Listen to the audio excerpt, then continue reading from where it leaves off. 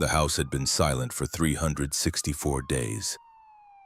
On the 365th, it threatened to collapse under the weight of its own emptiness. Iris Ashford sat on the edge of her bed, staring at the photograph in the wooden frame. Harper's face smiled back at her, frozen in a moment 2 years dead. The image showed her sister at Belle Isle Park, wind catching her hair, eyes bright with a life that had 6 months left. Iris traced the glass with her thumb, careful not to smudge the only clear window she had left into before. The apartment swallowed sound. Even her breathing seemed muffled by the walls, by the accumulated quiet of months lived alone. Outside, Detroit's Corktown neighborhood had dressed itself in Christmas lights, strings of color that made the darkness between them seem deeper. Iris had put up nothing.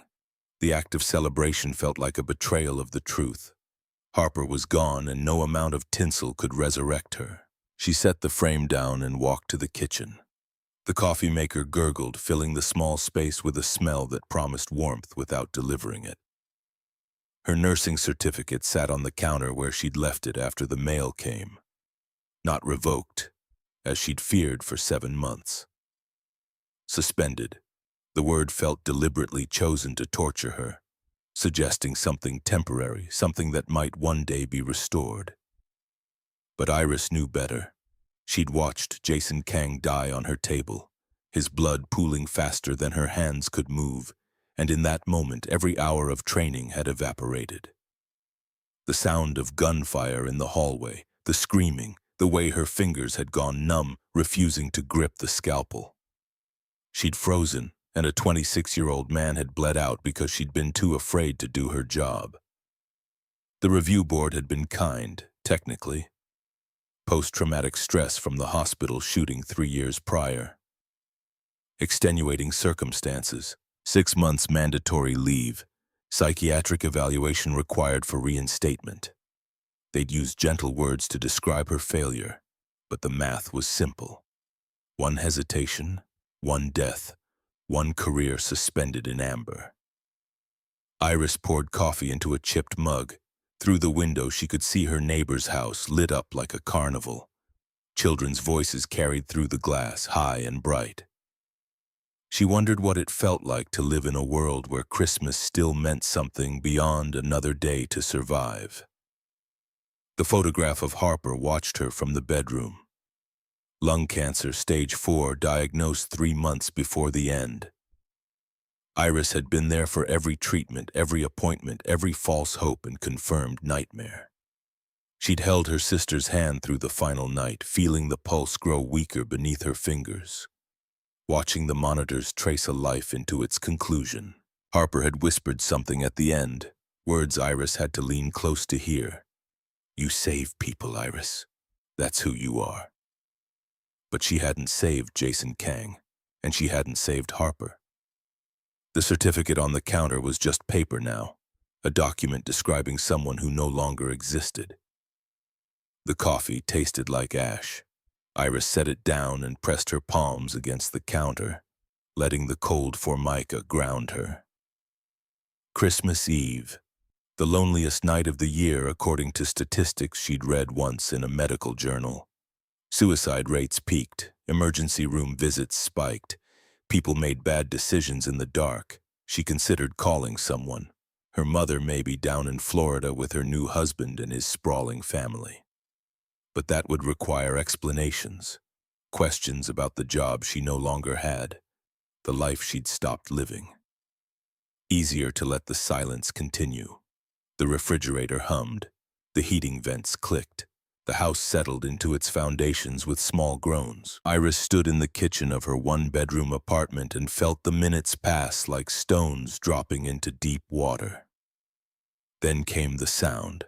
At first she thought it was distant thunder, some unseasonable storm rolling in off Lake Erie. But it grew, a low mechanical rumble that didn't belong to weather.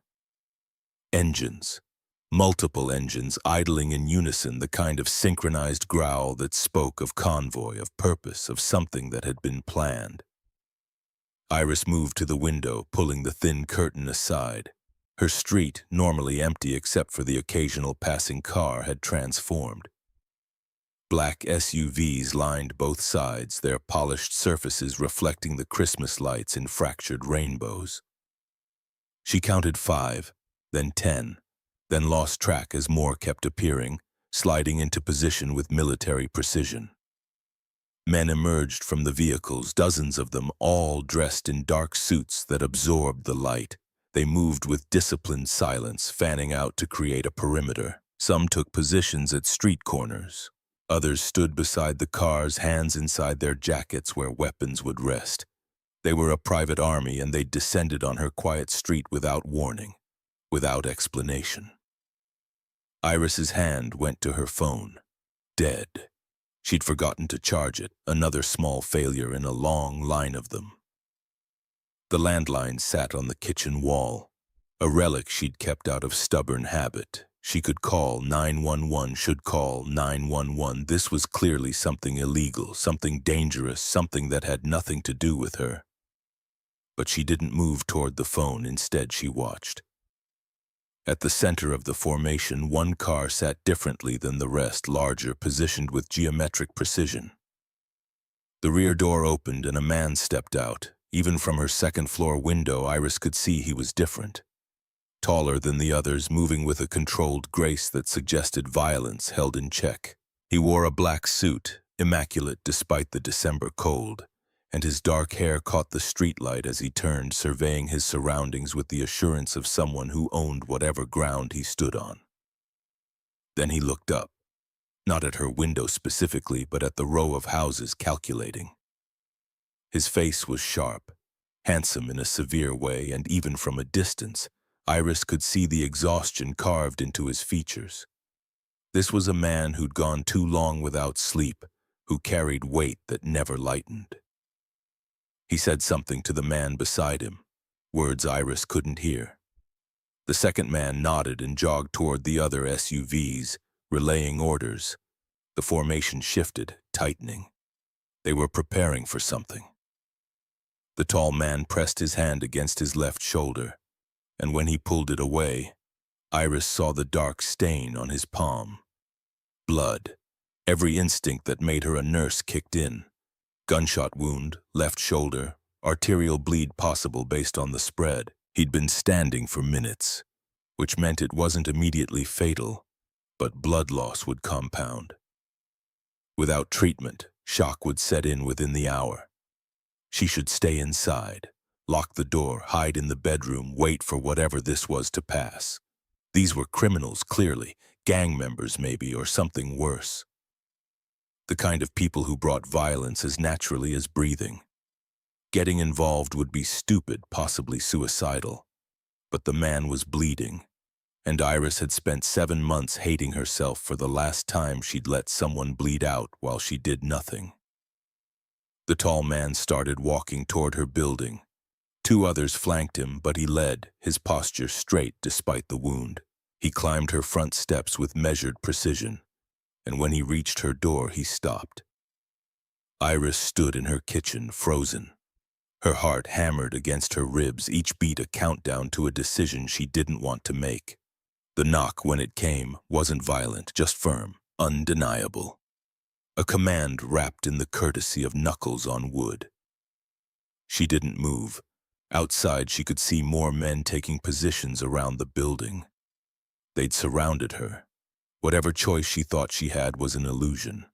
They were here and they weren't leaving. The knock came again. Same rhythm, same pressure, patient but absolute. Iris walked to the door on legs that felt disconnected from her body. She could see the man's shadow through the frosted glass panel, a dark shape backlit by streetlights. She reached for the chain lock, slid it into place, then cracked the door open. Cold air rushed in, carrying the scent of winter and something metallic. Blood. The man stood on her porch, and up close Iris could see the details her distance had hidden. The blood wasn't just on his shoulder now. It had seeped down his left side, darkening the fabric of his suit. His face was pale, the kind of pallor that came before shock, but his eyes were clear, dark, and intense. focused on her with an awareness that suggested he was cataloging everything. Her fear, her hesitation, the way her hand gripped the doorframe. He didn't speak immediately, just held her gaze, letting her see him fully. Then, in a voice that was surprisingly soft, almost gentle, he said the words that would crack her world open. "We need shelter." Iris's throat closed. This was insane. 50 armed men, a bleeding leader, her tiny apartment that could barely hold 10 people comfortably. They couldn't possibly expect, "Please." The single word shattered something.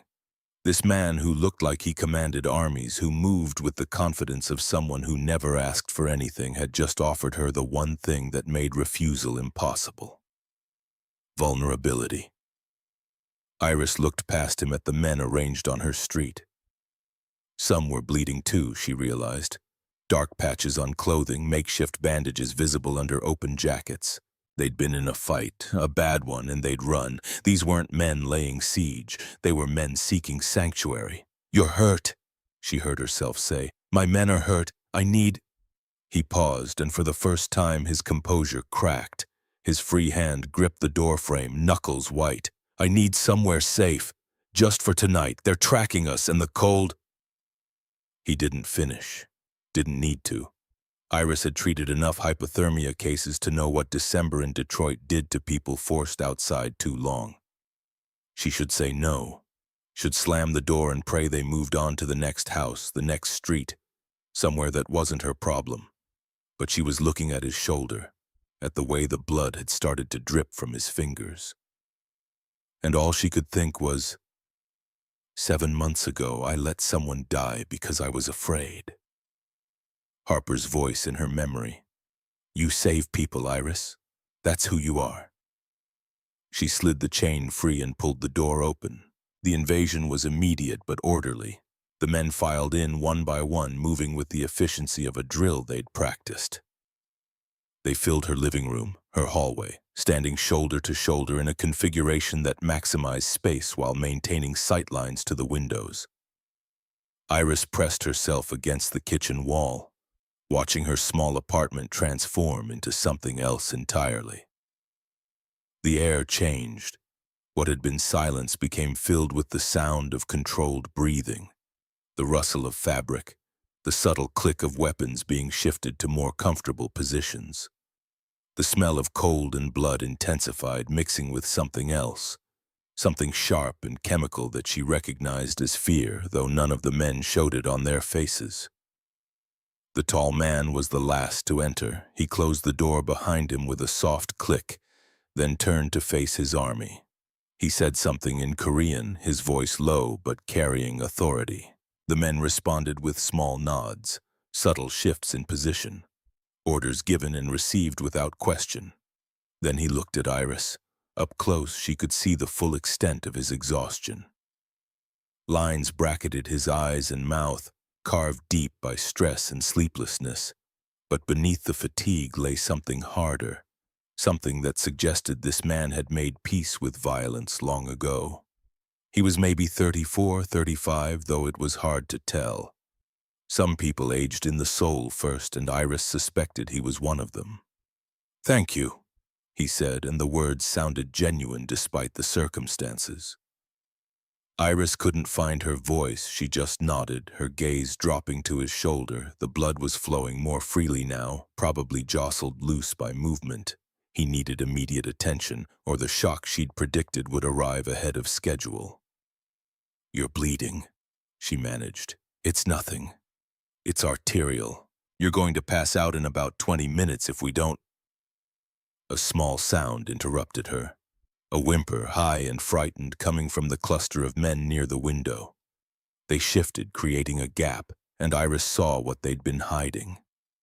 A boy, maybe 8 years old, with dark hair and eyes that dominated his pale face. He was being carried by one of the men, cradled carefully, but Iris could see the blood. So much blood soaking through the child's jeans, turning the denim black in the dim light. The world tilted. Iris's vision narrowed to that single point. The boy, bleeding, dying. Her PTSD surged up like a wave, the memory of Jason Kang crashing into the present. Gunfire in the hallway, screaming, blood pooling faster than hands could move. The feeling of her training evaporating, leaving her empty and useless. Not again. The thought was a scream inside her skull. Not again. Not another one. Not a child. Save my son. The tall man's voice cut through her panic. She looked up and found him beside her, so close she could see the blood vessels in his eyes. The way his jaw was clenched against pain. He wasn't commanding. He was begging. "I'll give you anything," he continued, his voice dropping to something raw, something that sounded like it was being torn out of him. "My life, my money, everything I have, just save him. Please." Iris looked at the boy again. Leo, some part of her brain supplied, though she didn't know how she knew. The child's eyes were closed, his breathing shallow. Gunshot wound to the right thigh, high up where the femoral artery ran. If it was severed, he had minutes. Maybe less. Jason Kang's face flashed in her memory the moment his heart stopped. The flat line on the monitor, the feeling of failure settling into her bones. But this wasn't Jason. This was a child, unconscious, depending on her in a way that left no room for fear. And the man beside her, this criminal with blood on his hands and an army at his back, had done what she'd never seen anyone do.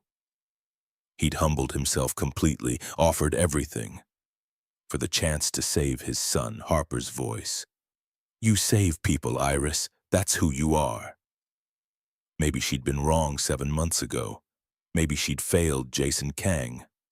But standing in her kitchen with a dying boy and a desperate father, Iris realized something fundamental.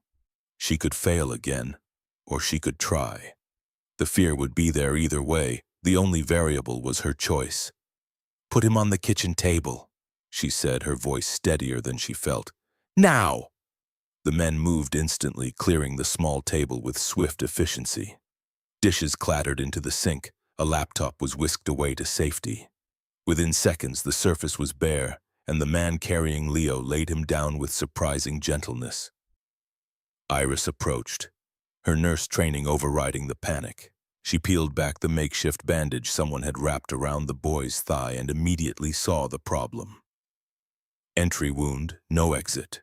The bullet was still inside, lodged somewhere near the femoral artery.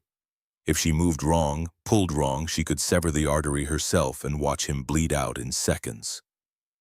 "I need light," she said. "All of it. Flashlights, phone lights, anything." The apartment exploded into brightness. Men produced lights from pockets, shined them at the table, adjusting angles without being told. The tall man, the father, stood at the head of the table, one hand on Leo's forehead, the other gripping the edge so hard the wood creaked. "Boiling water," Iris continued, falling into the rhythm of emergency protocol. "Clean towels, I need them in 3 minutes." 2 men peeled off toward the kitchen, moving with purpose. Iris heard the faucet turn on, the stove click to life. She turned her attention back to Leo. His pulse was thready, skin clammy. Early shock. Her brain cataloged. Blood pressure dropping, body temperature falling.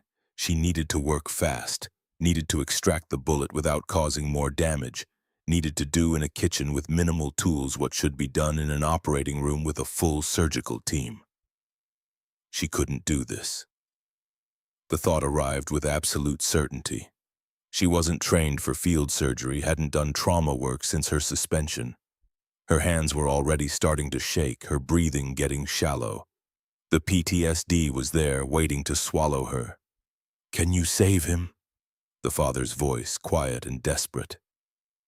Iris looked up and found him watching her with eyes that held too much hope. He believed in her.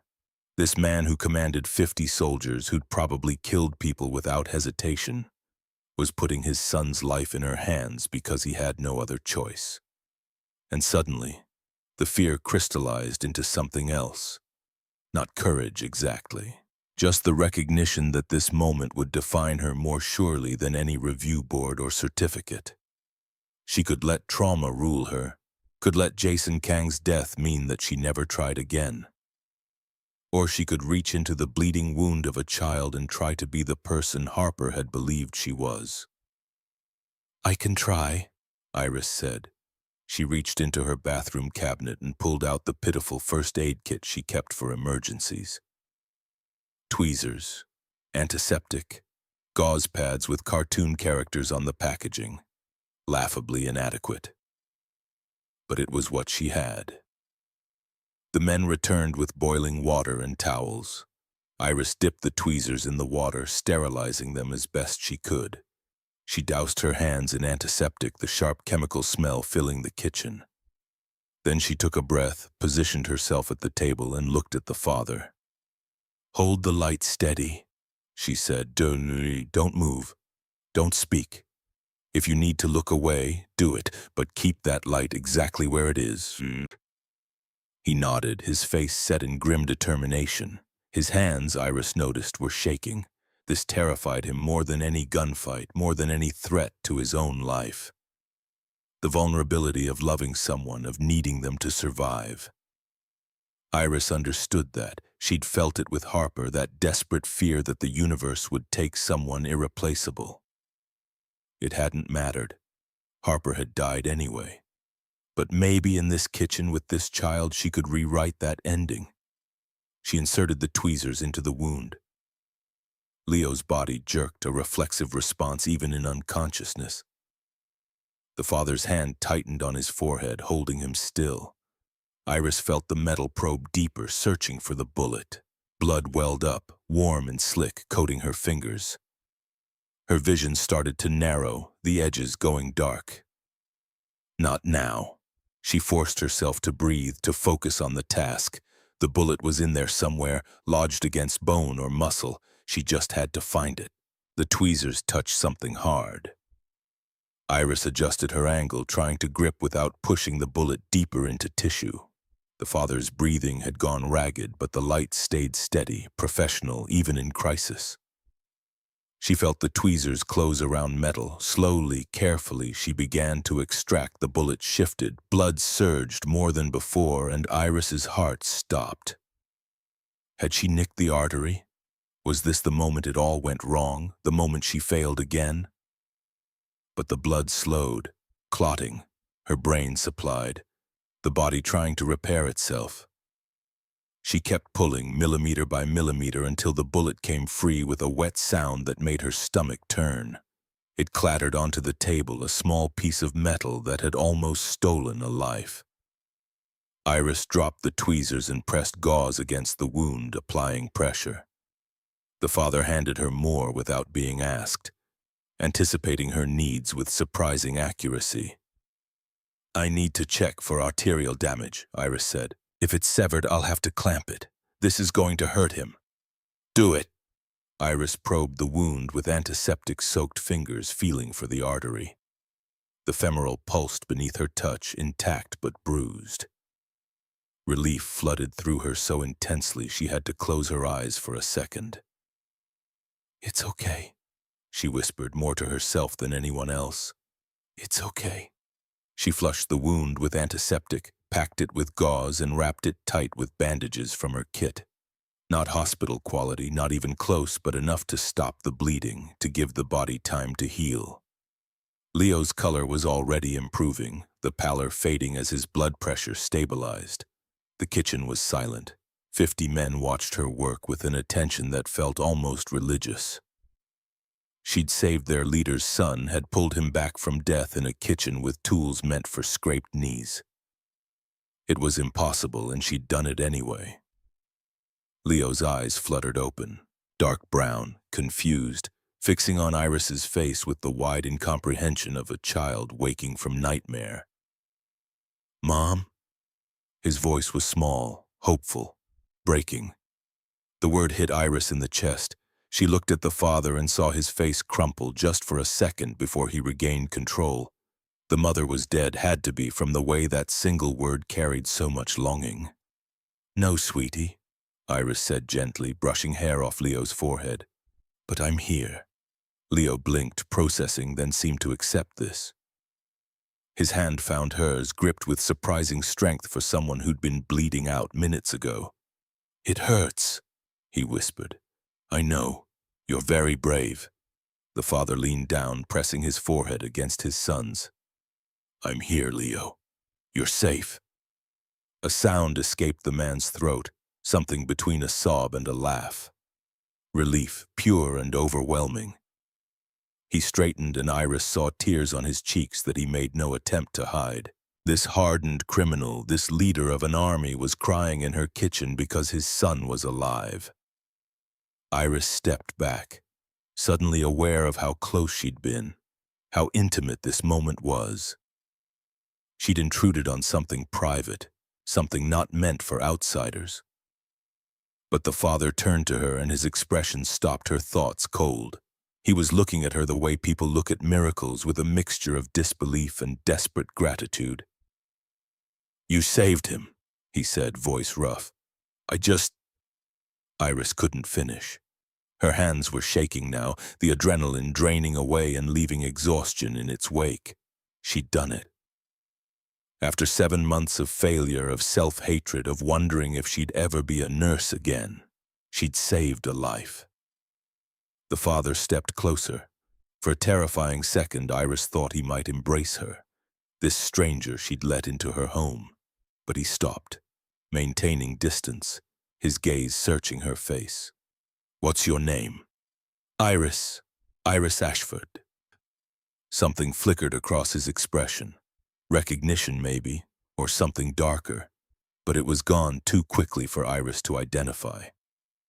"I'm Silas," he said. "Silas Kang." Kang. The name hit Iris like a physical blow. She looked at the blood on her hands, at the child on her table, and her mind made connections she didn't want to make. Jason Kang, 26 years old, gunshot wound to the chest, died on her table 7 months ago. The last name wasn't common, and this man, this Silas, was Korean-American, the right age to have had a younger brother. Oh God. Silas was watching her face, and Iris knew he saw the moment she understood. His expression hardened, the vulnerability shuddering behind something colder. "You recognize the name," he said, not a question. Iris couldn't speak. Her throat had closed, her mind racing through possibilities, none of them good. If Silas was Jason's brother, if he knew what had happened, then she'd just saved the son of the man who had every reason to want her dead. She started, but Silas held up a hand. "Not now," he said quietly. "My son needs rest, my men need treatment, and you—" He paused, his gaze intense. "You need to decide if you're going to help us or if I need to make other arrangements." It wasn't a threat, exactly. Just a statement of fact. They were in her home, 50 armed men and a wounded child, and she had information they needed, medical expertise. He was offering her a choice, but they both knew it was an illusion. She'd opened the door. There was no closing it now. "I'll help," Iris said, because what else could she say? Silas nodded once, then turned to the room full of men. He said something in Korean, his voice carrying command despite his obvious exhaustion. The men began to organize themselves, some taking positions by the windows, others settling against walls. They moved with the efficiency of soldiers, creating a defensive perimeter inside her small apartment. One man approached Silas and spoke rapidly in Korean, gesturing toward the door. Silas listened, then replied with what sounded like orders. The man nodded and pulled out a phone, typing rapidly. Iris watched this unfold with growing unreality. Her apartment, her sanctuary of silence and grief, had been transformed into a military installation. And she was complicit, had invited this transformation the moment she opened her door. Silas turned back to her, his hand finally moving to his shoulder. The blood had soaked through his suit jacket, creating a dark stain that spread with each second. "You should sit down," Iris said, her nurse instincts overriding everything else. "You've lost a lot of blood. My men need attention first." Your men won't survive if their leader bleeds out. Sit down. The command in her voice surprised them both. Silas's eyebrows rose slightly, but he obeyed, lowering himself onto her threadbare couch that groaned under his weight, a piece of furniture meant for one person, not a man who carried the density of constant vigilance. Iris gathered her supplies, what little remained after treating Leo. She knelt beside the couch, close enough to smell the cologne beneath the blood and sweat, expensive probably. Everything about Silas suggested money, from his tailored suit to the way he moved like someone accustomed to the best. "I need to remove your jacket," she said. Silas shrugged out of it with a wince, revealing a white dress shirt now mostly red. Iris unbuttoned it with clinical efficiency, trying not to notice the way his muscles tensed under her fingers, the scars that crisscrossed his torso. Old wounds, poorly healed. This man had been hurt before, many times, and had survived. The gunshot wound was clean, entry and exit both visible. The bullet had passed through without hitting bone or major blood vessels. Lucky, as bullet wounds went. "This is going to sting," Iris warned, then poured antiseptic over the wound. Silas's jaw clenched, but he made no sound, just breathed through it, his gaze fixed on the wall above her head. Iris worked quickly, packing the entry wound, then the exit, wrapping bandages tight to stem the bleeding. Her hands moved with muscle memory, performing tasks she'd done 1,000 times. But beneath the professional competence, her mind was spinning. Jason Kang. The name kept circling, a shark in dark water. She needed to know if Silas was connected, if this was coincidence or cosmic punishment for her failure. "There," she said, tying off the last bandage. "You'll need antibiotics, proper stitches, but this should hold for now." "Thank you." The words were simple, but something in his tone made Iris look up. Silas was watching her with an expression she couldn't decipher. Gratitude mixed with something else, something that looked almost like pain. "Why did you open the door?" he asked quietly. Iris sat back on her heels, considering. "Because I was afraid. Because I wanted to prove I could save someone. Because a man said please and I remembered what it felt like to be human." "You were bleeding," she said finally. "I'm a nurse." "Former nurse," Silas corrected gently. "I saw your certificate. Suspended." Ice flooded Iris's veins. He'd seen it, which meant he'd looked, had assessed her home while she was focused on Leo. He knew she wasn't practicing, knew something had gone wrong. "Why?" Silas pressed. "Why are you suspended?" The question hung in the air between them, heavy with implications Iris didn't want to explore. She could lie, could deflect, but something about Silas's gaze suggested he'd know. This was a man who read people for a living, who survived by understanding the truth beneath words. "I froze," Iris said, the admission scraping her throat raw. 7 months ago. Emergency room. A patient was bleeding out and I froze." "Why?" "There was a shooting. Someone fired guns in the hospital hallway. I had PTSD from a previous incident, and when I heard the shots, I just stopped. By the time I could move again, the patient was dead." Silas's expression didn't change, but Iris saw something shift in his eyes. Understanding, maybe, or judgment. She couldn't tell. "What was the patient's name?" The question was casual, almost conversational, but Iris heard the razor edge beneath it, the way his body had gone very still. She could lie, should lie, but the name was already forming on her lips, dragged out by exhaustion and the strange intimacy of shared crisis. "Jason," she whispered. "Jason Kang." The silence that followed was absolute. Even the men in the other room seemed to sense it, their movements ceasing. Silas stared at Iris, his face carved from stone, and she saw the exact moment the pieces fell into place. "My brother," he said, voice flat. "You let my brother die." Iris couldn't breathe. The room tilted, her vision darkening at the edges. This was it. The punishment she'd been waiting for, the consequence that had hunted her through 7 months of guilt. She'd saved Silas's son, but she'd killed his brother. The cosmic scales would never balance. "I'm sorry," she managed. "I'm so sorry. I froze and he—" Silas stood abruptly, towering over her. Iris scrambled backward, expecting violence, expecting the rage she deserved. But Silas just stood there, breathing hard, his fists clenched at his sides. "You saved Leo," he said finally, each word measured. "Tonight, you saved my son. That doesn't make up for—" "No!"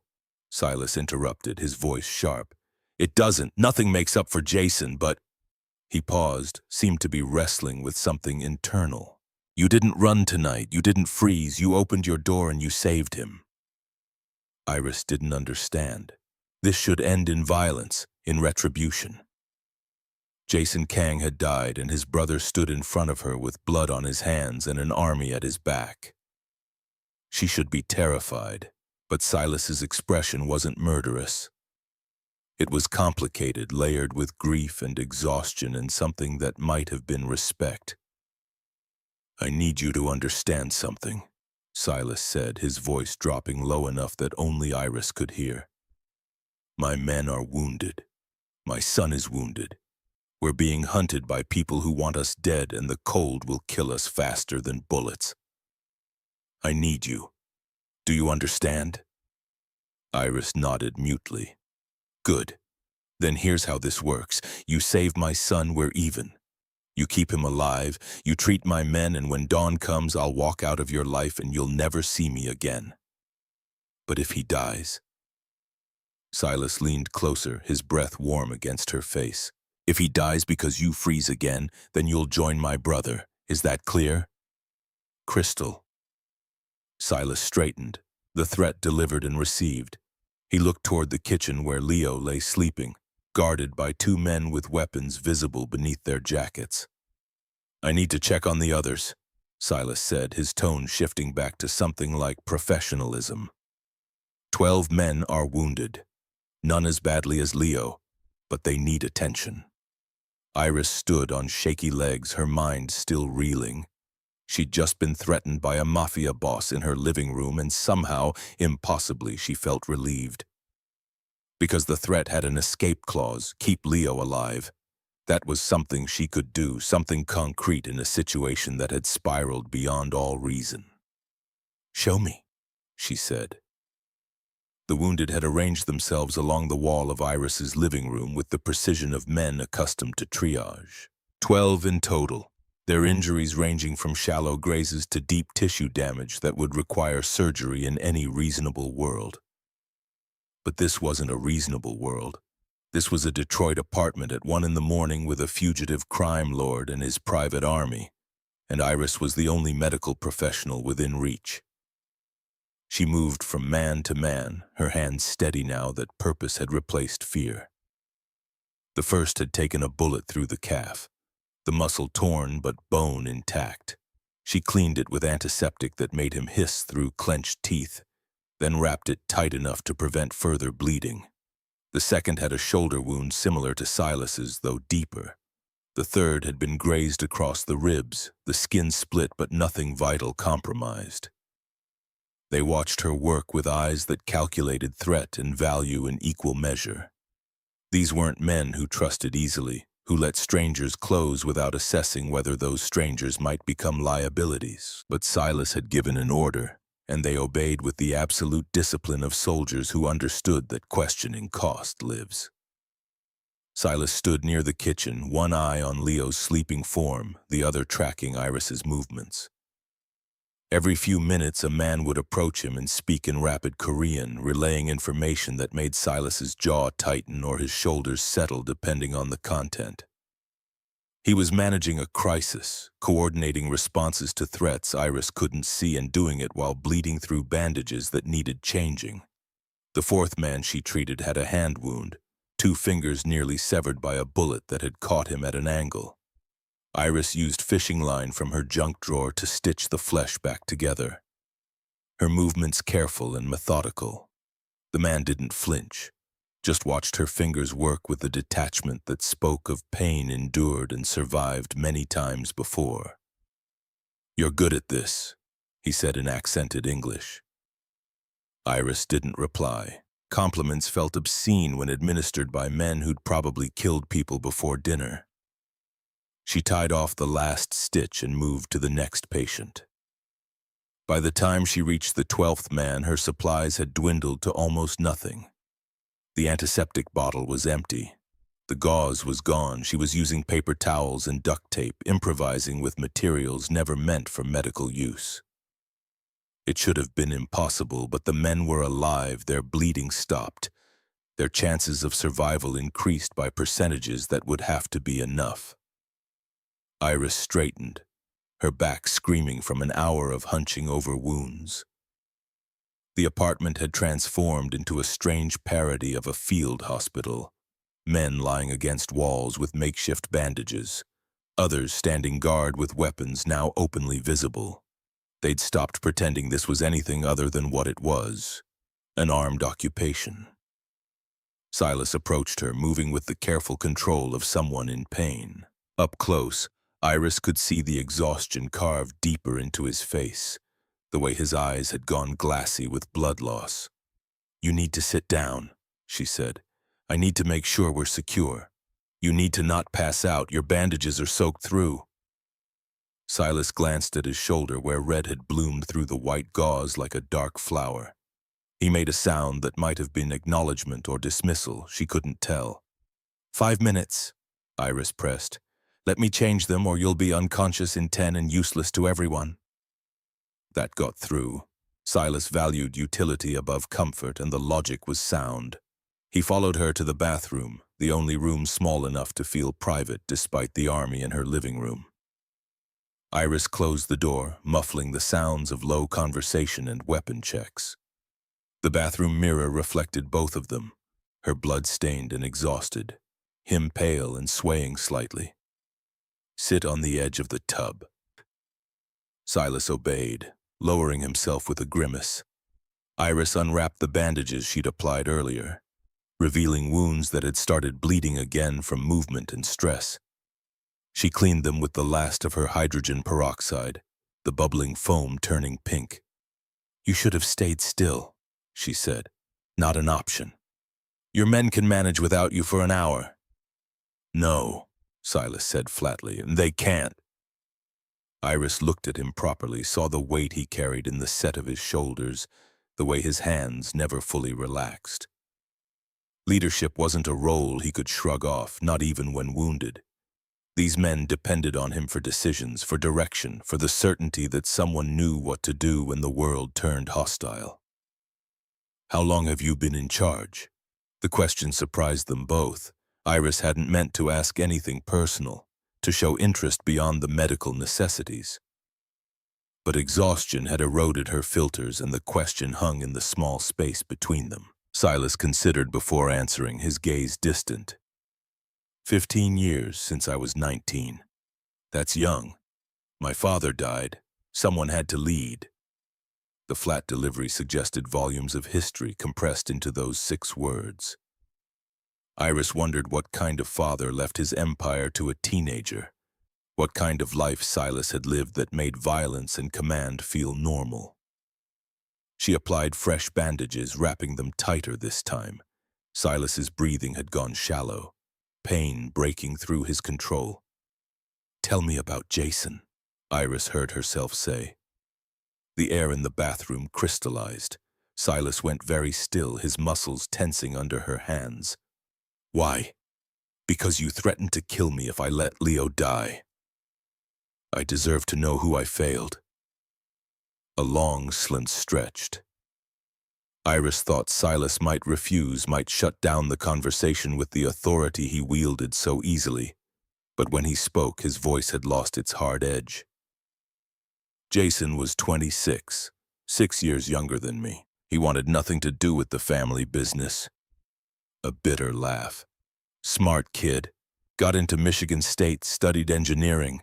He was going to build bridges, design systems that helped people. Not—" Silas gestured vaguely at the closed door, the armed men beyond.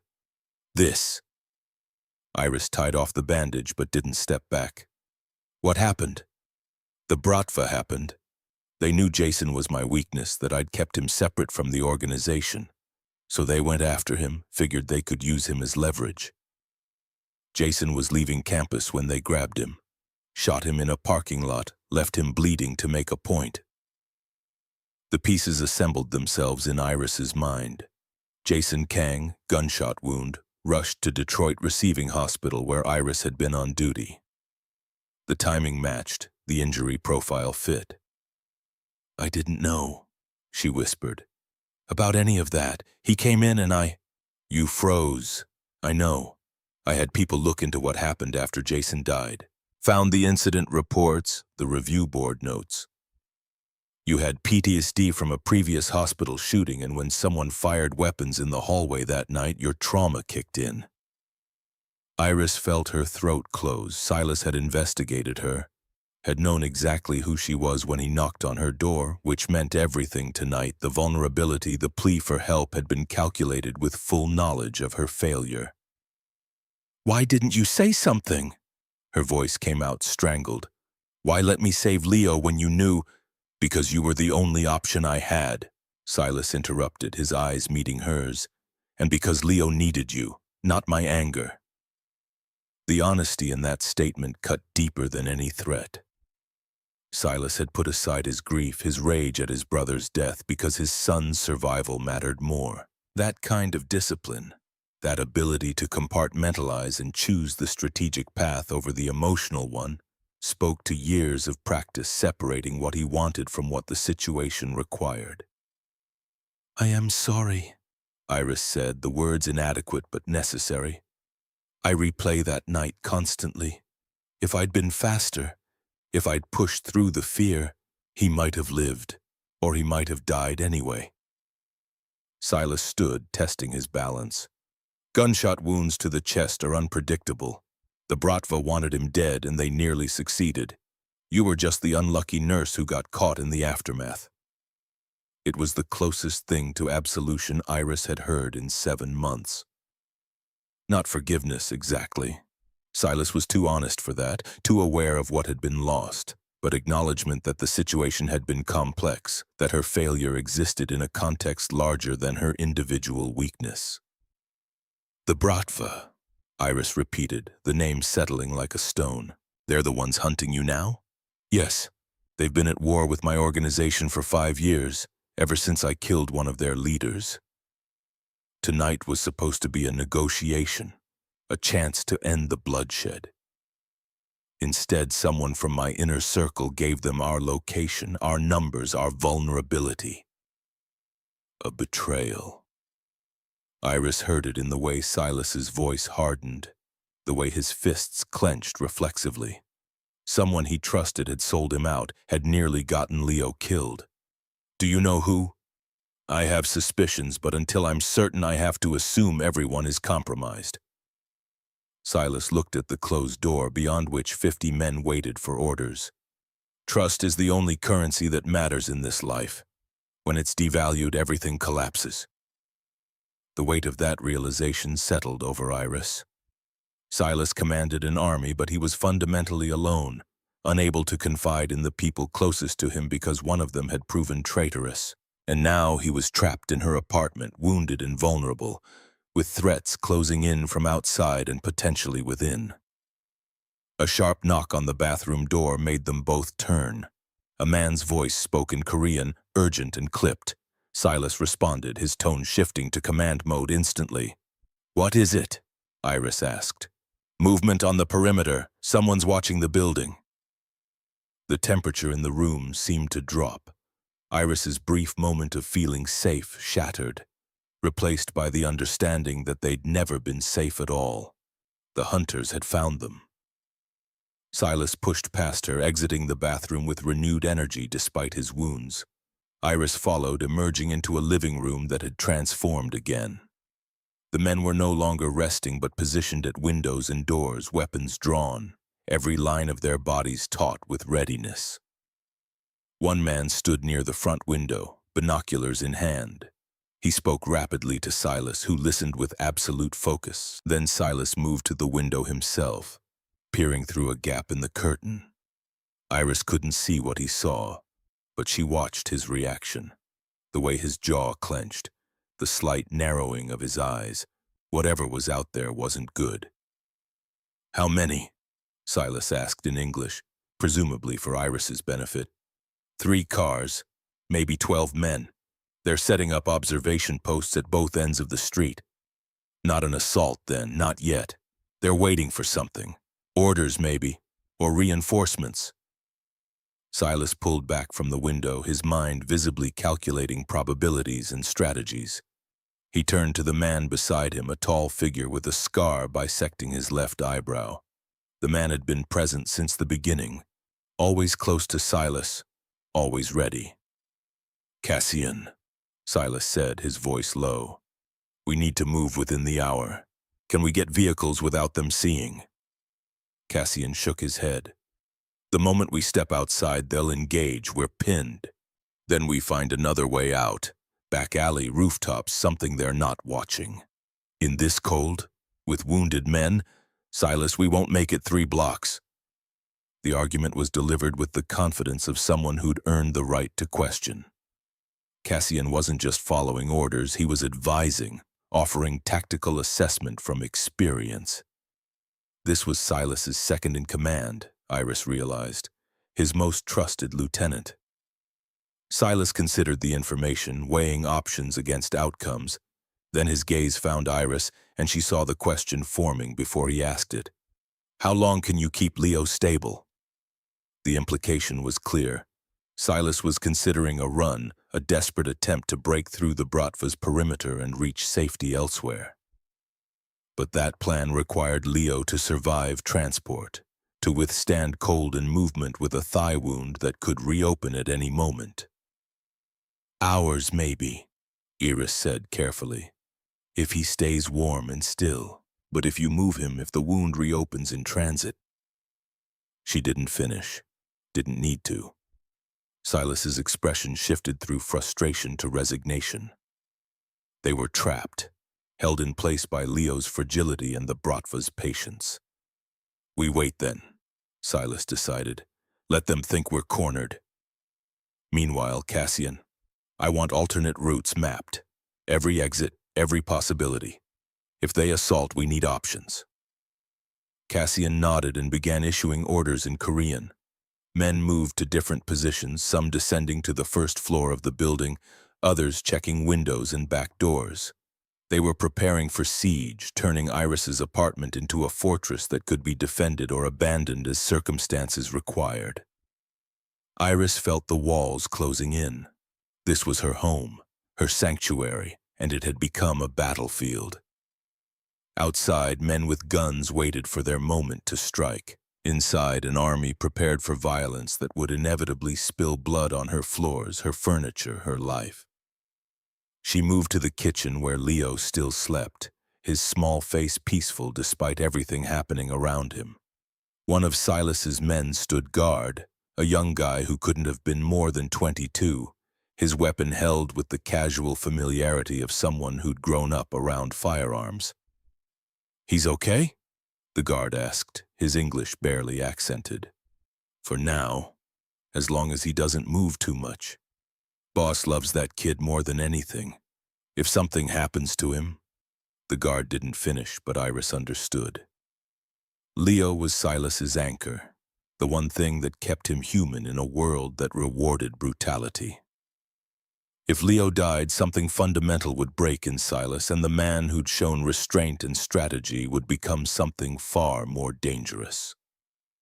A sound from the living room drew her attention. Raised voices arguing in Korean. Iris returned to find Silas and Cassian in heated discussion, their body language aggressive despite the low volume.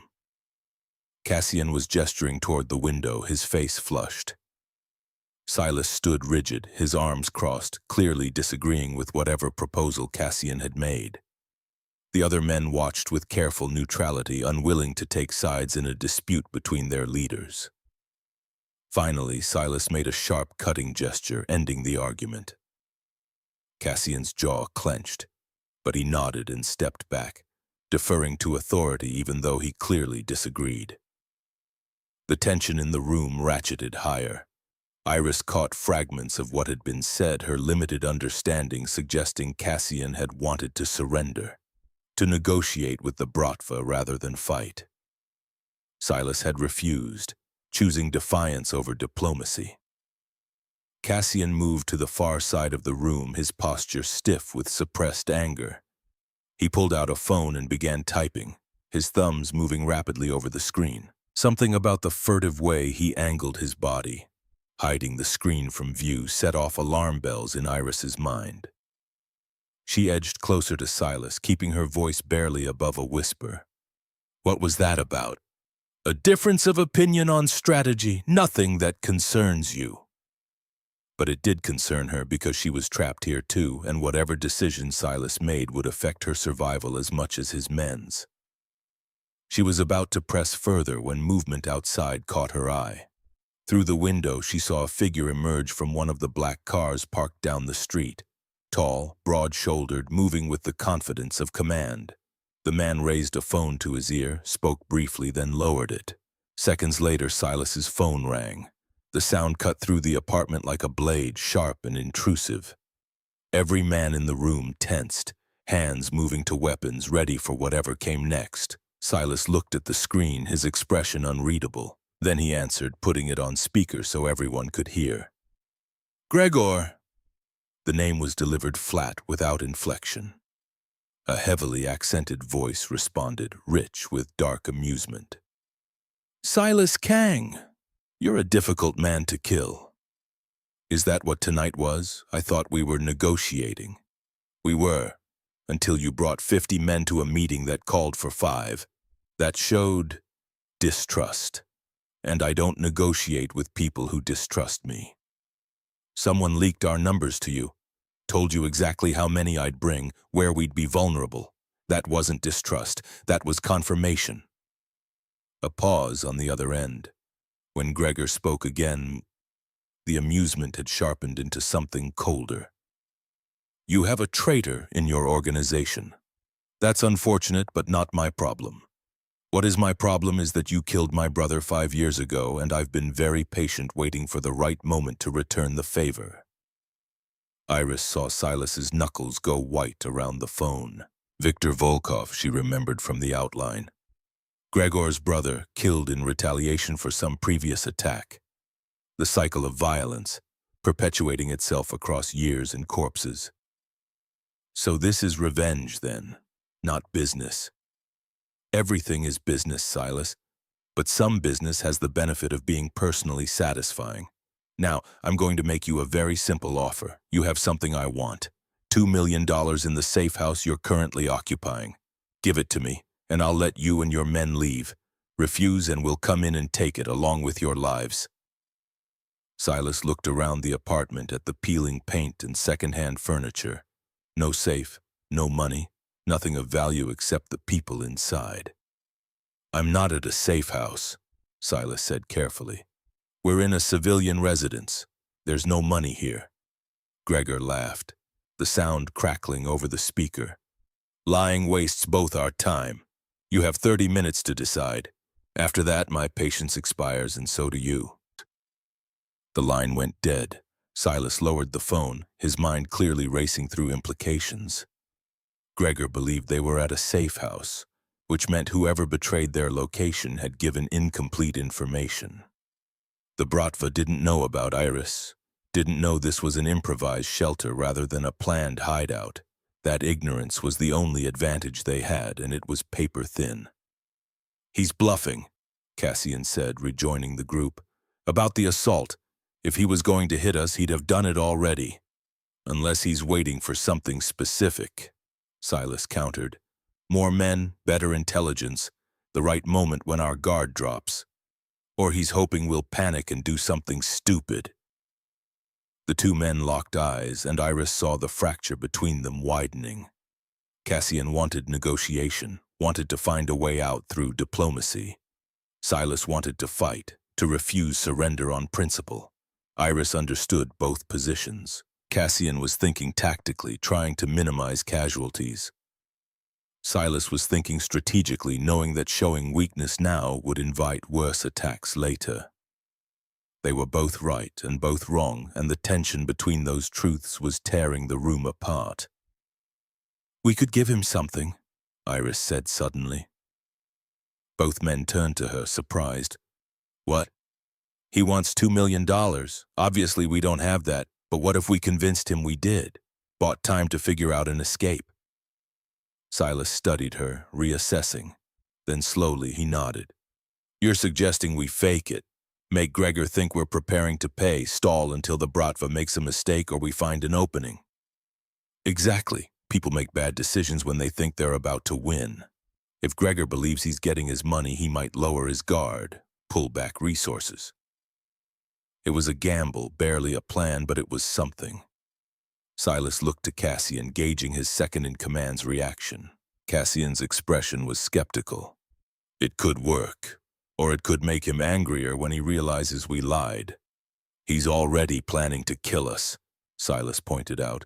"Being angrier won't change the end result." "Fair point." Silas made the decision with the speed of someone used to operating on incomplete information. "We try it.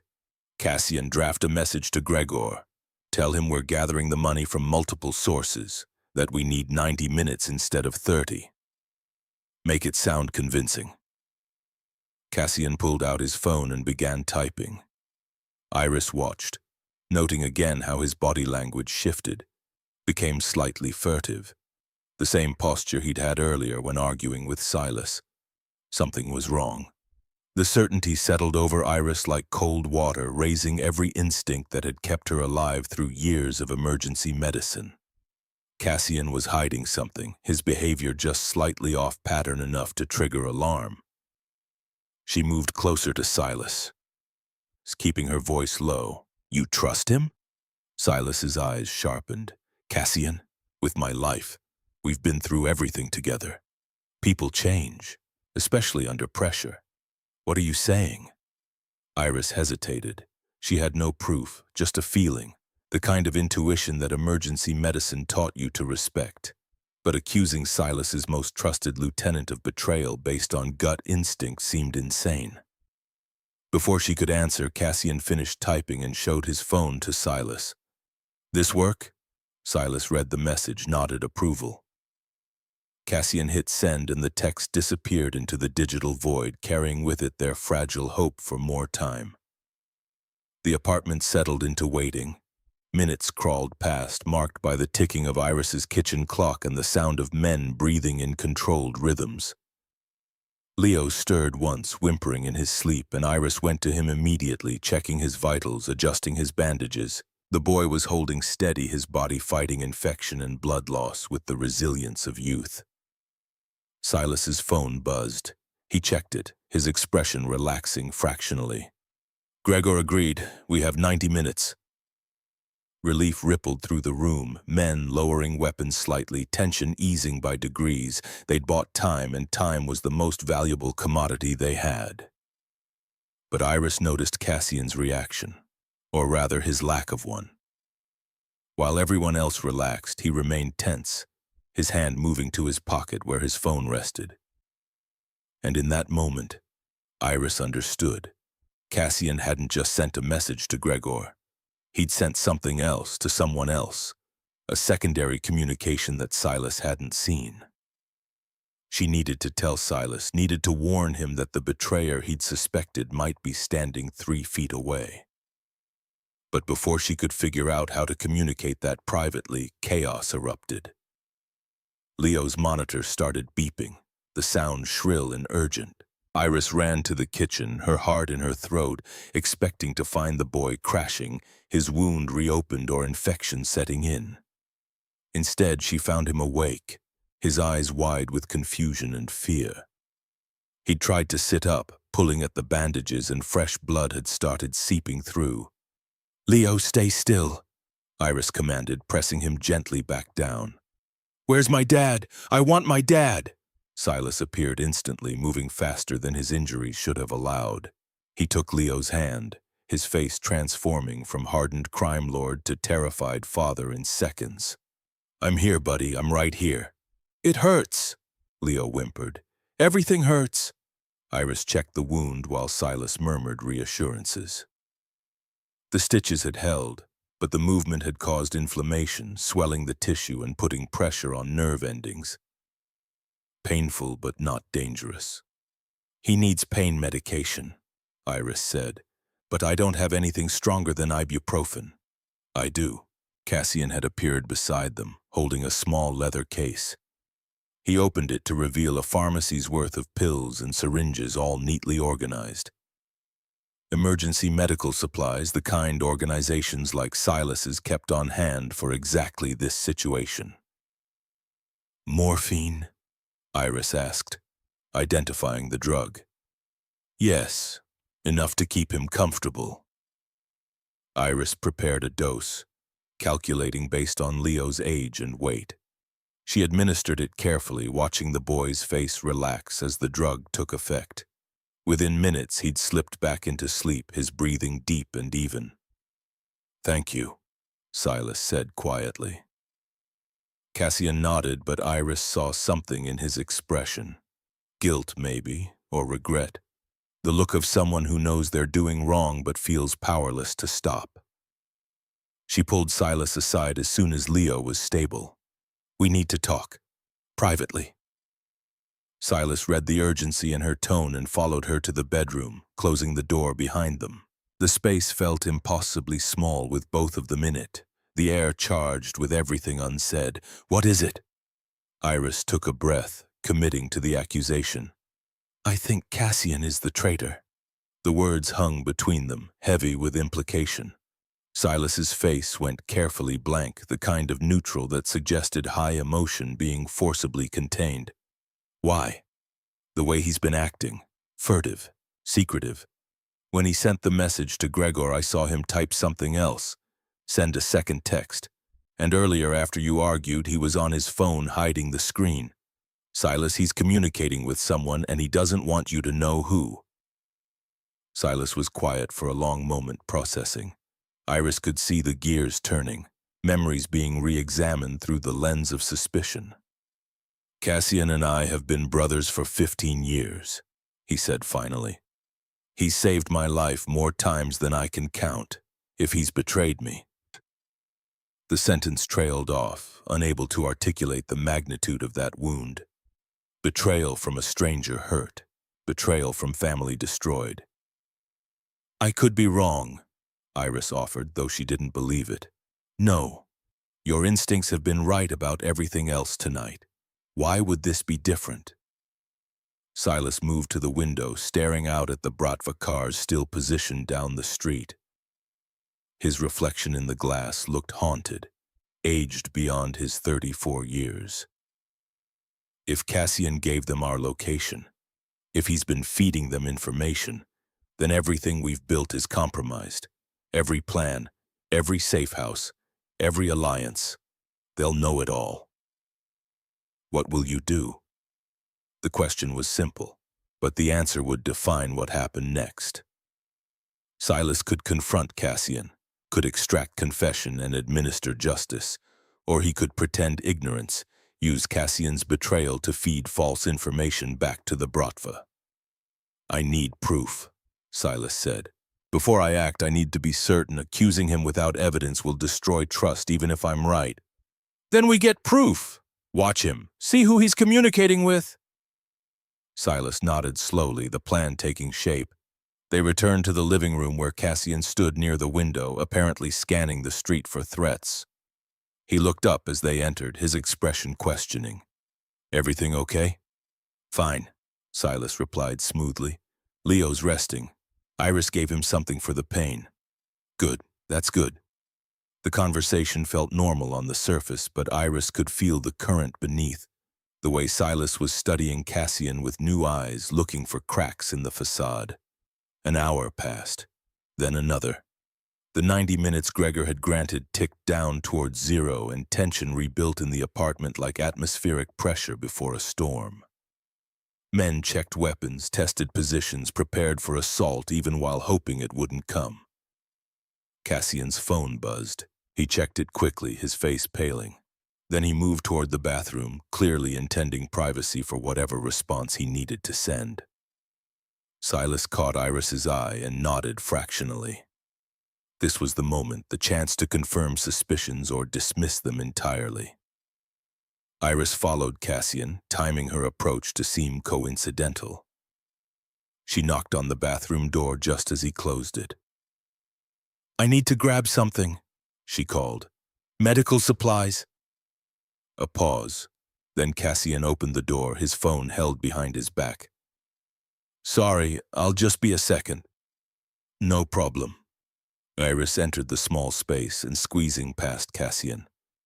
As she reached for the cabinet, she let her elbow bump his arm, causing him to reflexively bring his phone forward to protect it. In that brief moment, Iris saw the screen.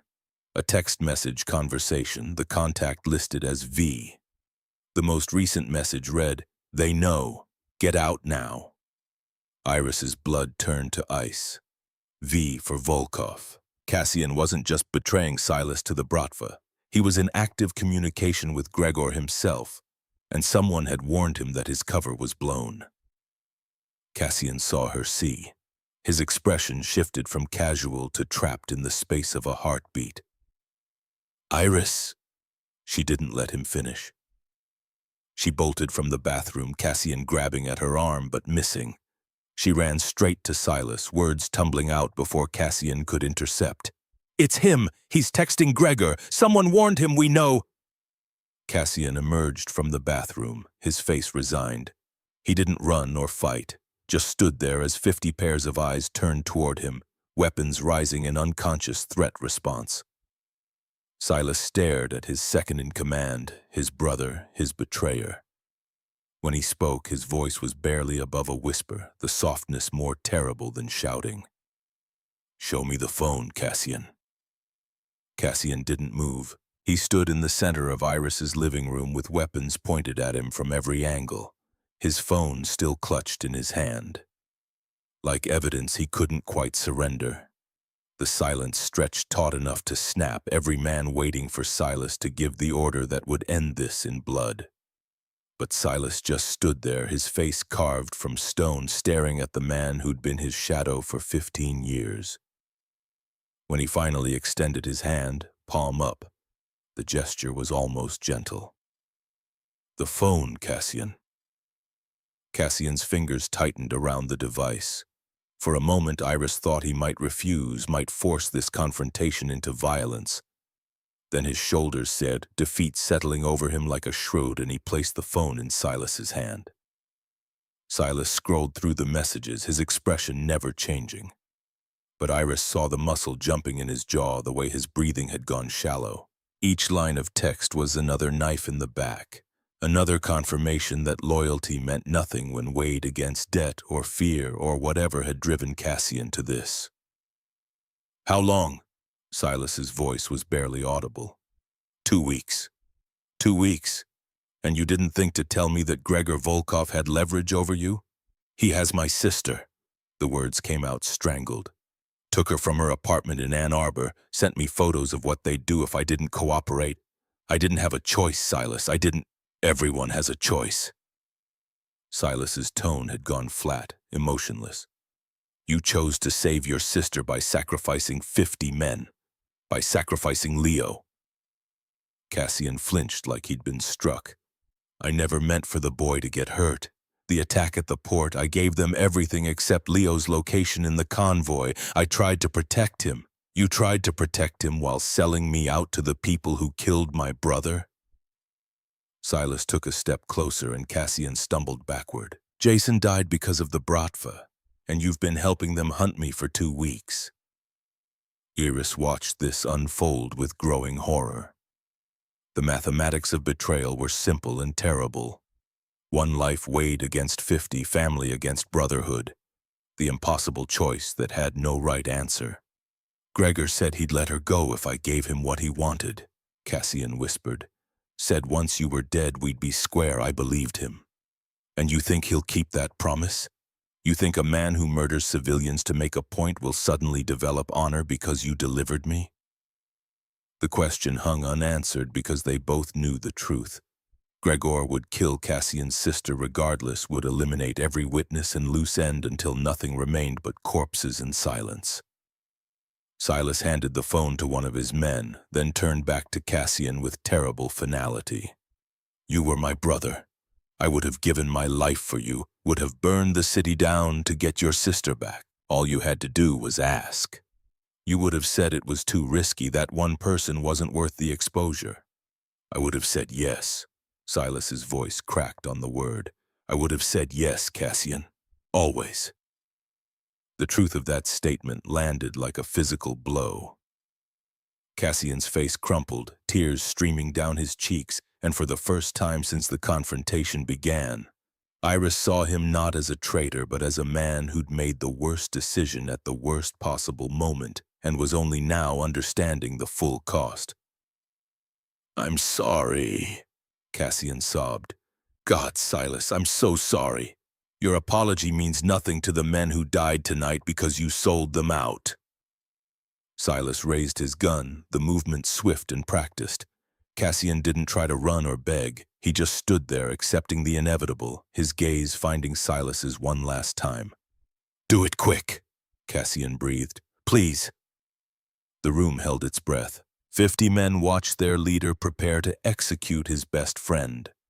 Waited for the shot that would sever 15 years of brotherhood in a single second.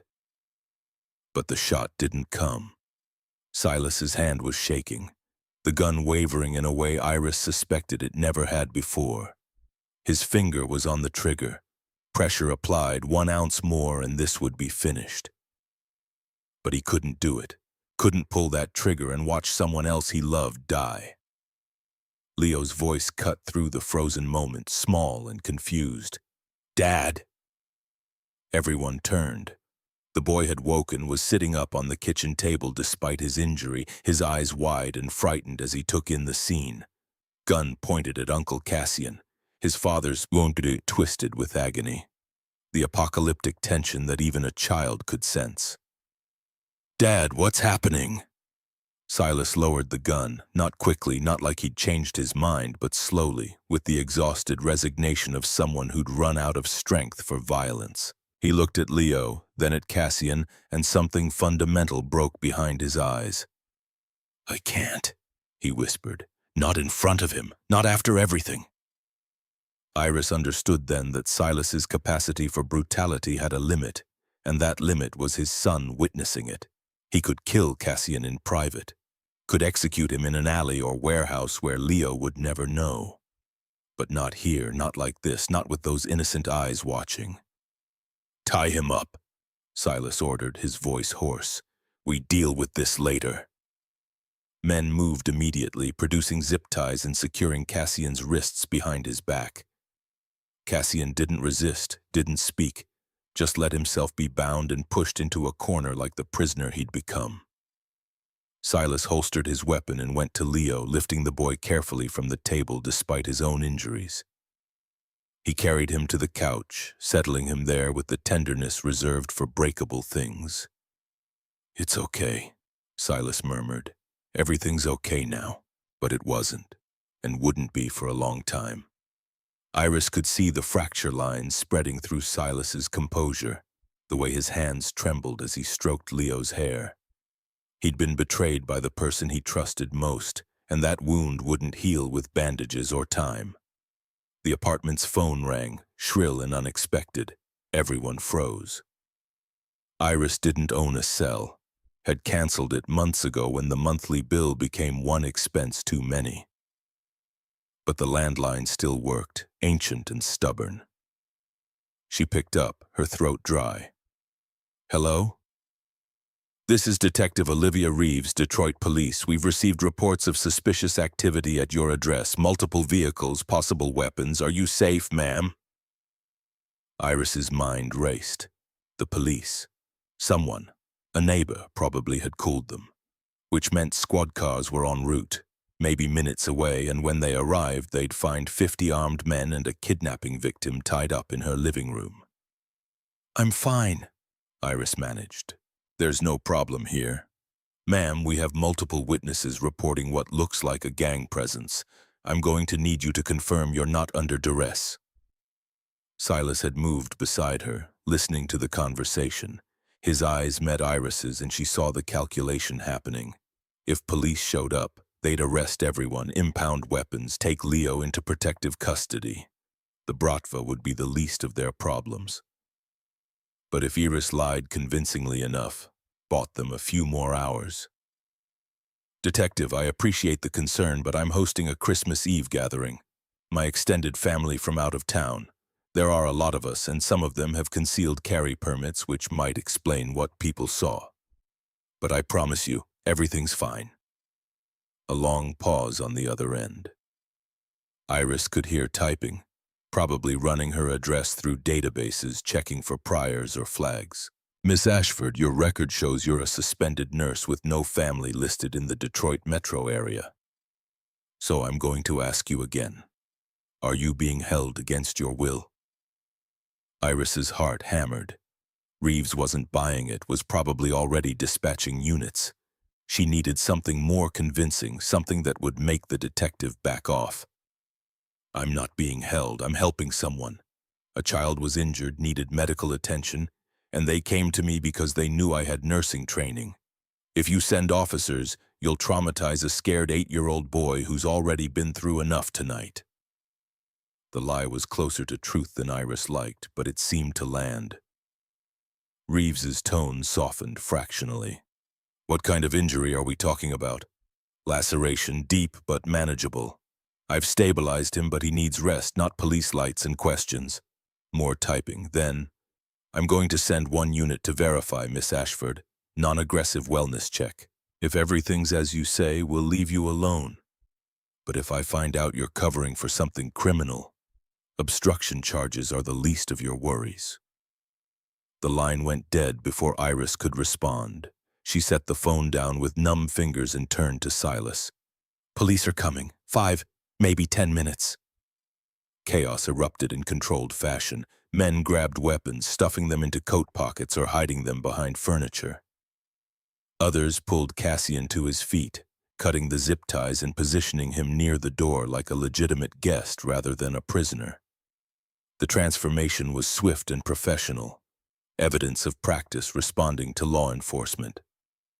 Silas issued orders in Korean, his voice calm despite the crisis. Men filtered out the back exit, melting into the December darkness in groups small enough to avoid attention. Within 90 seconds, 50 had become 10, the numbers reduced to something explainable. We need a story, Silas said to Iris. Something that holds up under questioning. Iris thought fast, assembling pieces that wouldn't crumble under scrutiny. You're my cousin, from Chicago, visiting for Christmas with your son. Leo got hurt playing, fell on broken glass. You panicked, brought him here because you knew I had medical training. These other men are extended family, all here for the holiday. It was thin, barely plausible, but it had the virtue of explaining Leo's injury and the presence of multiple adults. Silas nodded approval. Names. We need names that match if they run backgrounds. Use your real ones. Easier to remember under pressure, and your records will show you're Korean American from Chicago, which fits the cousin narrative. And Cassian? Iris looked at the man slumped in the corner, his face still wet with tears.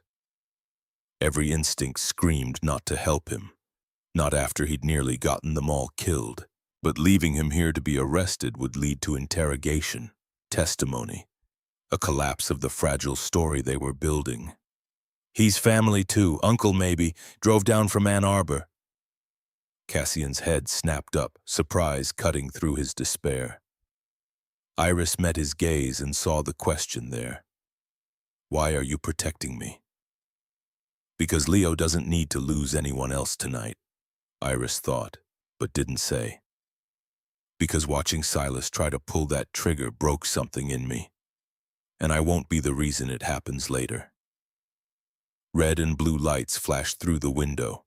The police had arrived faster than expected, probably already staged nearby when the call came in. A knock followed, firm and authoritative.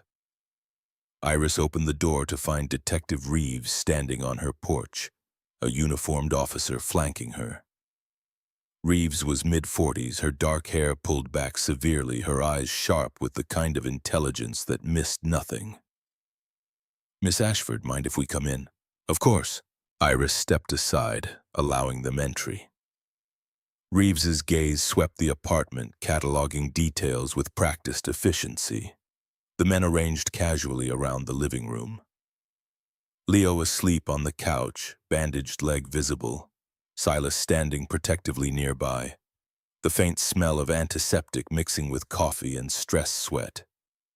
"This is Detective Reeves," Iris said for the benefit of everyone present. "She's doing a wellness check. Detective, this is my cousin Silas and his son Leo.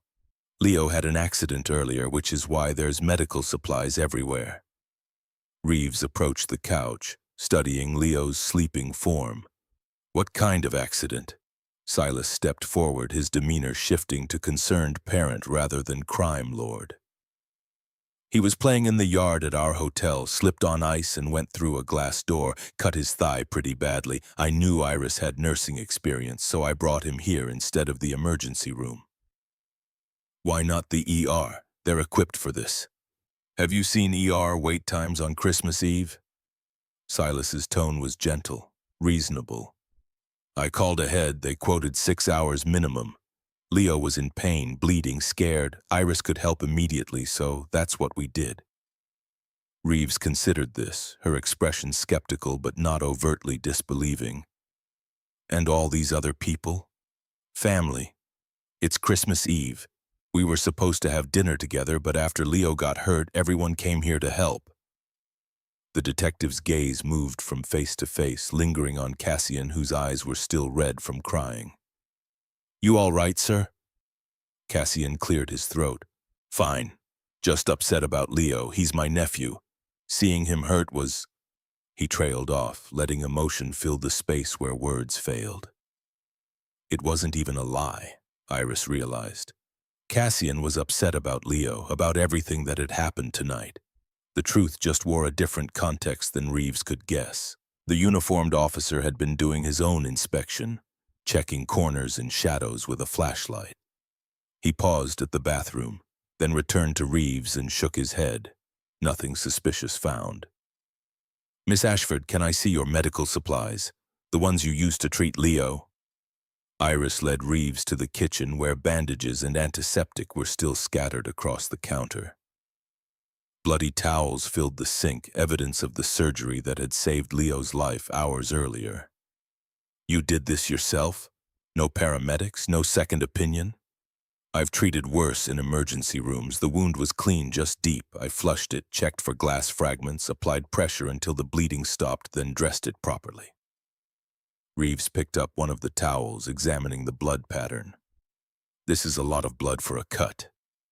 Thigh wounds bleed heavily. Lots of capillaries, high blood flow to the leg muscles." The explanation was textbook accurate, delivered with the confidence of someone who knew exactly what they were talking about. Reeves studied Iris for a long moment, clearly trying to decide if she was being lied to.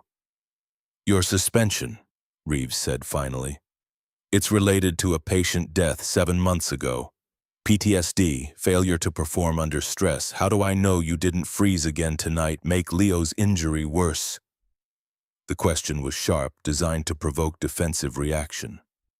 But Iris had spent 7 months learning to live with that failure, and Reeves's judgment was mild compared to her own. "You don't, but Leo's stable, his vital signs are good, and he'll heal without complications if he stays off that leg for a week. I did my job tonight." It was the truth, simple and unadorned. Reeves seemed to recognize that, her expression softening marginally. "All right, but if I were you, I'd take him to a hospital in the morning for a follow-up. Make sure there's no infection, that everything's healing properly." "We will," Silas interjected from the doorway. "First thing after breakfast." Reeves turned to him, and Iris saw the detective's analytical mind working, assembling profiles and probabilities. "You look familiar, Mr. Kang. Have we met?" Silas's face remained neutral. "I don't think so. Though I guess I have one of those faces. Maybe. Or maybe I've seen your photo come across my desk in relation to organized crime investigations in Chicago. The temperature in the room dropped 10 degrees. Silas held Reeves's gaze without flinching, but Iris saw the calculation happening, the preparation for violence if this conversation turned into arrest. I run a legitimate import business, detective. Warehouse distribution, nothing illegal. If my photos crossed your desk, it's because someone's confused me with someone else. Convenient. True. The stare-down continued for another few seconds. Then Reeves seemed to make a decision, stepping back toward the door. Here's what's going to happen. I'm going to leave, file my report stating everyone here appears safe and healthy. But if I get another call about this address, if anything seems off, I'm coming back with a warrant and a forensics team. Understood? Crystal clear, Iris confirmed. Reeves paused at the threshold, looking back at the assembled group. Merry Christmas, Miss Ashford. Take care of that boy. Then she was gone, the uniformed officer trailing behind.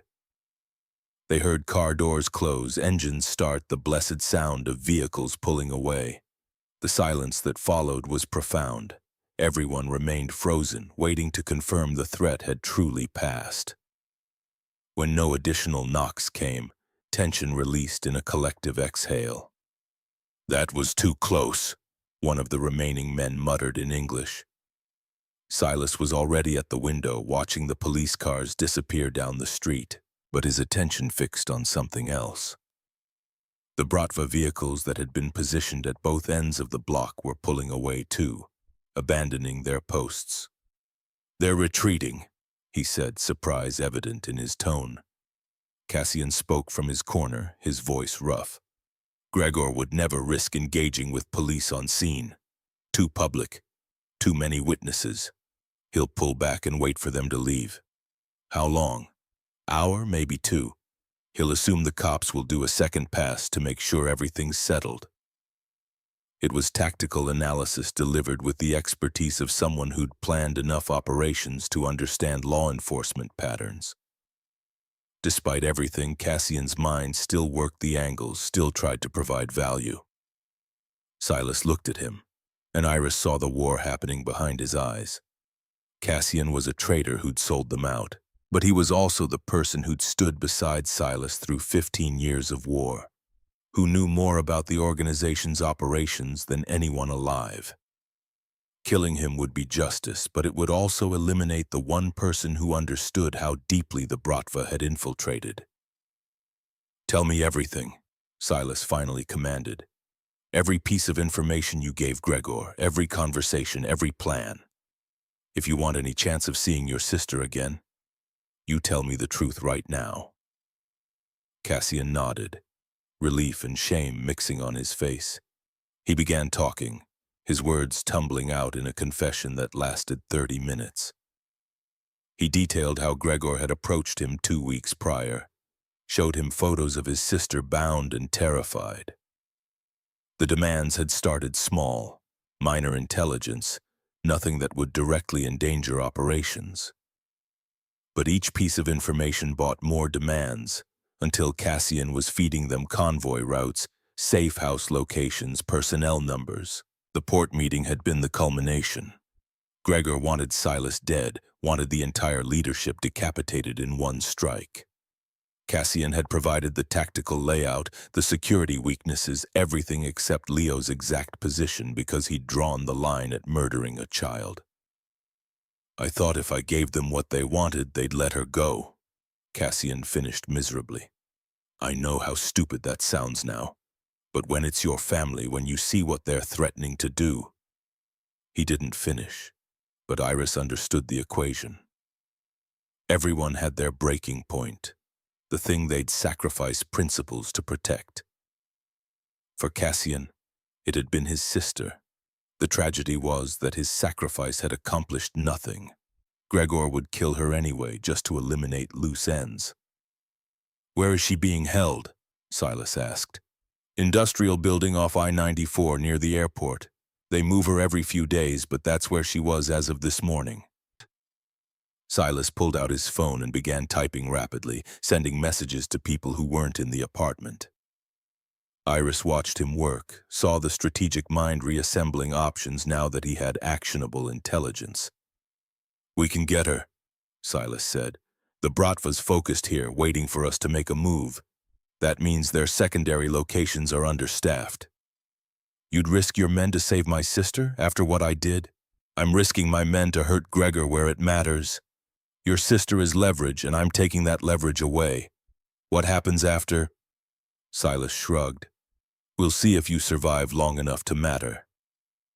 It wasn't forgiveness, but it was something, a practical acknowledgement that Cassian's knowledge had value and his sister's rescue could damage the enemy. The plan came together quickly.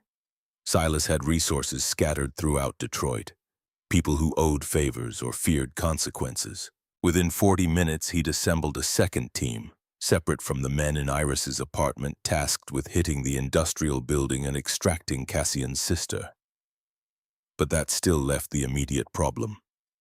Gregor would return once police presence faded, and when he did, he'd bring overwhelming force. "We need to leave," Silas stated before they regroup. "Where?" Iris asked. "Every safe house is compromised if Cassian gave Gregor the locations." "Not every house. There's one property I kept off the books, didn't tell anyone about. It was supposed to be my exit strategy if everything collapsed." The admission hung heavy. Silas had planned for total failure, had maintained a secret refuge even his most trusted lieutenant didn't know existed. It spoke to paranoia, certainly, but also to the ruthless pragmatism required to survive in a world where betrayal was currency. "How far?" 40 minutes. Out past Dearborn, quiet neighborhood where no one asks questions. Leo had woken again during the planning, his eyes clearer now that pain medication and rest had taken effect. He listened to the adults discuss escape routes and contingencies with the solemn attention of a child who'd learned too young that the world was dangerous. "Are we running away?" he asked Silas.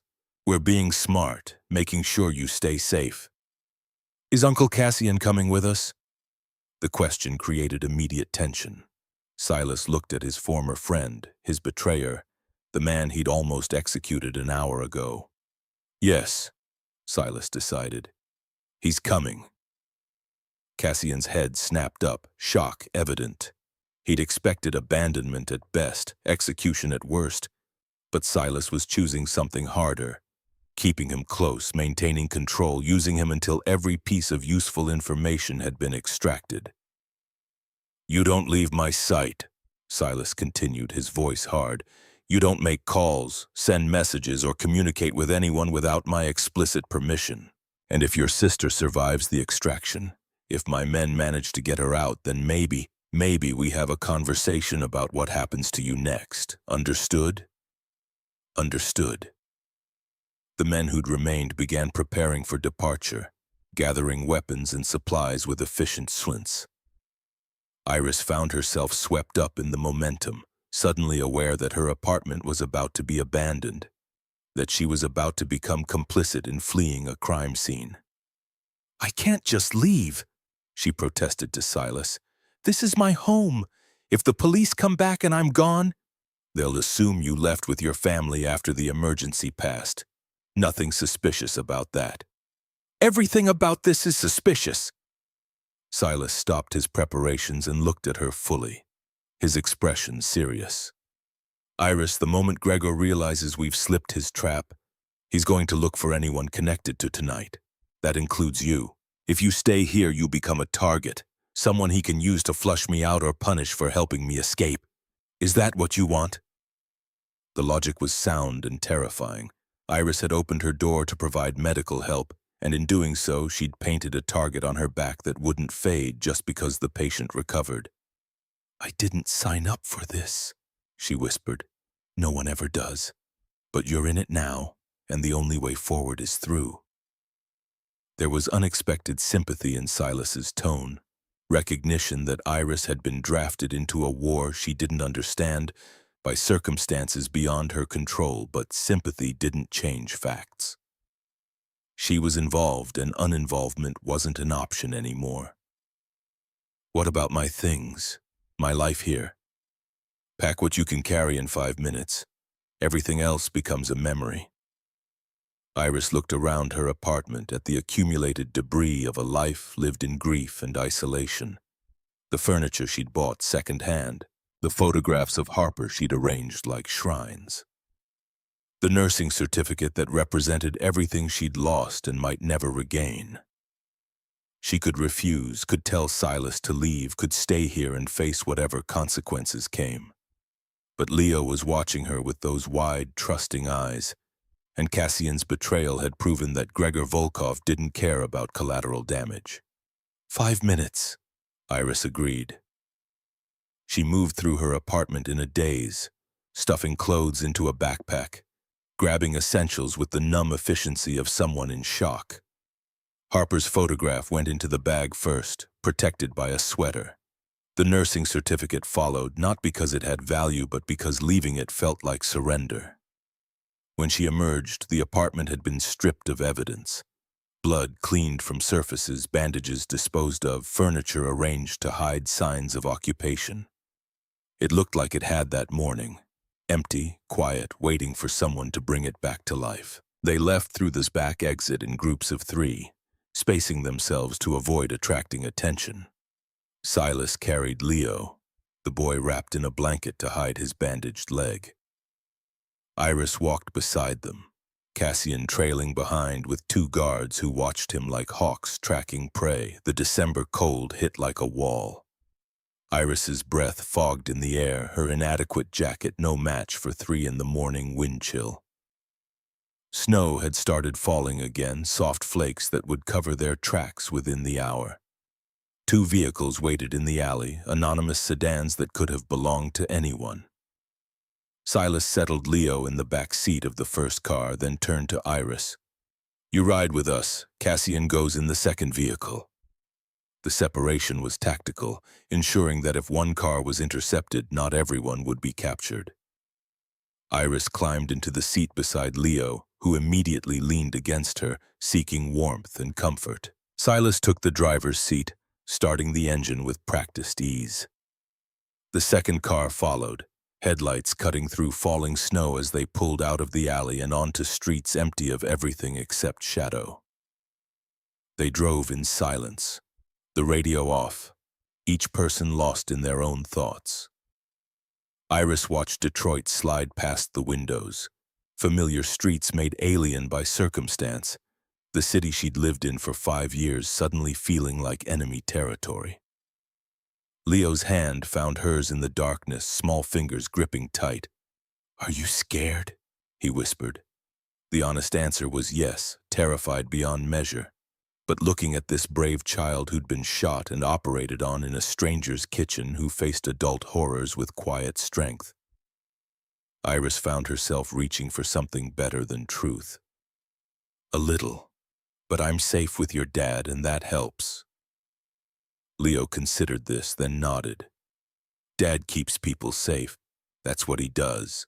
Iris glanced at Silas's reflection in the rearview mirror, saw him listening to his son's absolute faith. The weight of that belief was visible in the tension of his shoulders, the way his hands gripped the steering wheel tight enough to make the leather creak. They reached the safe house 40 minutes later, pulling into the driveway of a modest ranch home in a neighborhood of identical properties. The kind of place where people kept to themselves, where strange cars at odd hours went unnoticed because everyone had their own secrets. Silas killed the engine and sat motionless for a moment, scanning the street for threats. When he seemed satisfied, he exited the vehicle and began unloading, moving with efficient purpose despite his injuries. The house interior was sparse but functional. Furniture covered in sheets, kitchen stocked with non-perishables, bedrooms that smelled of disuse but showed signs of recent preparation.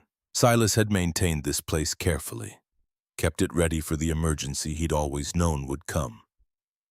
Leo was asleep again by the time they got him inside, the day's trauma catching up. Silas carried him to a bedroom and laid him down with infinite gentleness, tucking blankets around him like armor against the world's cruelty. Cassian was secured in a different room, zip-tied to a radiator with guards posted outside. The conversation about his fate had been postponed but not forgotten, which left Iris standing in the living room of a strange house holding a backpack containing her entire remaining life, wondering how a quiet Christmas Eve had detonated into this.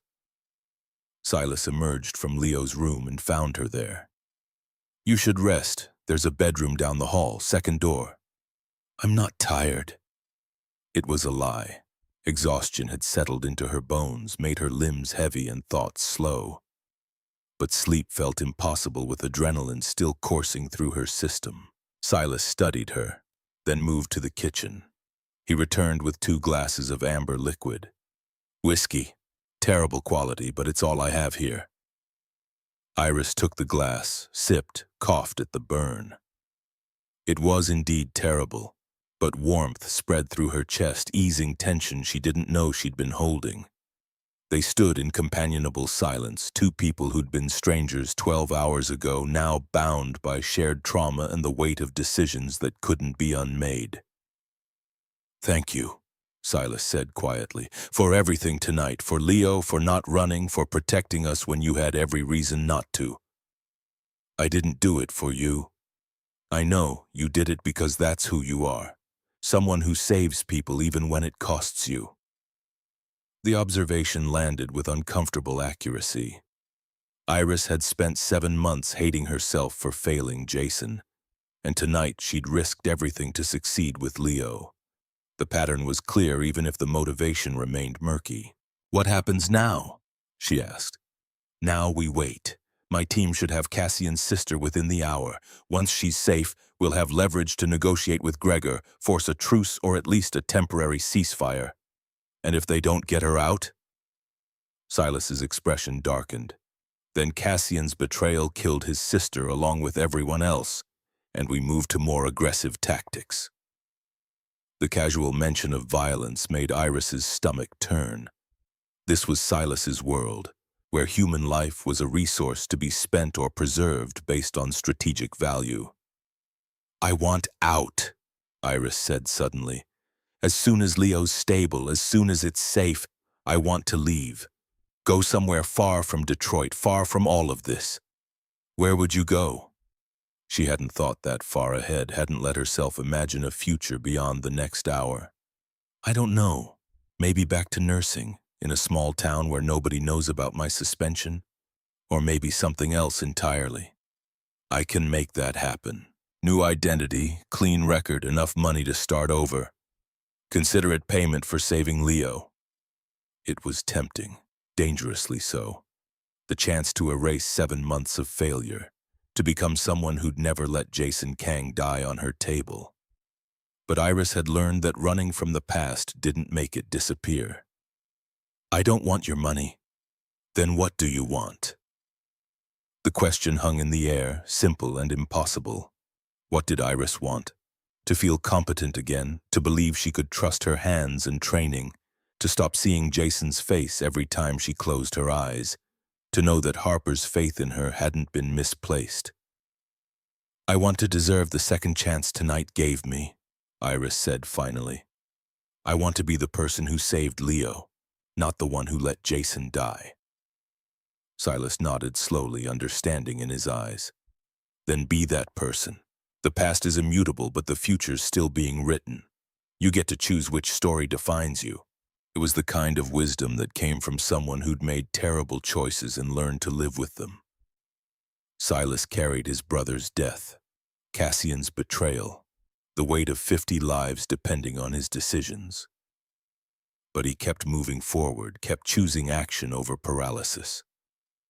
His phone buzzed. He checked it and his face transformed, tension releasing into something that might have been relief. "They got her. Cassian's sister is safe." The news rippled through the house. Iris heard movement in Cassian's room, voices speaking in rapid Korean. Then Silas was walking toward that room, his posture set with purpose. Iris followed, drawn by morbid curiosity about what happened next. Cassian was still zip-tied to the radiator, but his eyes were wet again. hope and disbelief warring on his face. "She's really safe?" "My men pulled her out 20 minutes ago. She's injured, traumatized, but alive. They're taking her to a hospital under a false name, somewhere the Bratva won't find her." Cassian sagged against the radiator, sobs racking his frame. "Thank you. God, Silas, thank you. Don't thank me yet." Silas's voice was cold. "You're alive because I need information, and because Leo likes you. But what you did, the people who died because of your choices, that debt doesn't disappear just because I saved your sister. I know. I'll spend the rest of my life trying to make it right. You'll spend the rest of your life doing exactly what I tell you, when I tell you, starting with a complete download of every contact you have in the Bratva, every piece of intelligence you gathered, every weakness you identified. You're going to help me destroy Gregor Volkov, and if you're lucky, I might let you live to see it happen." It wasn't mercy.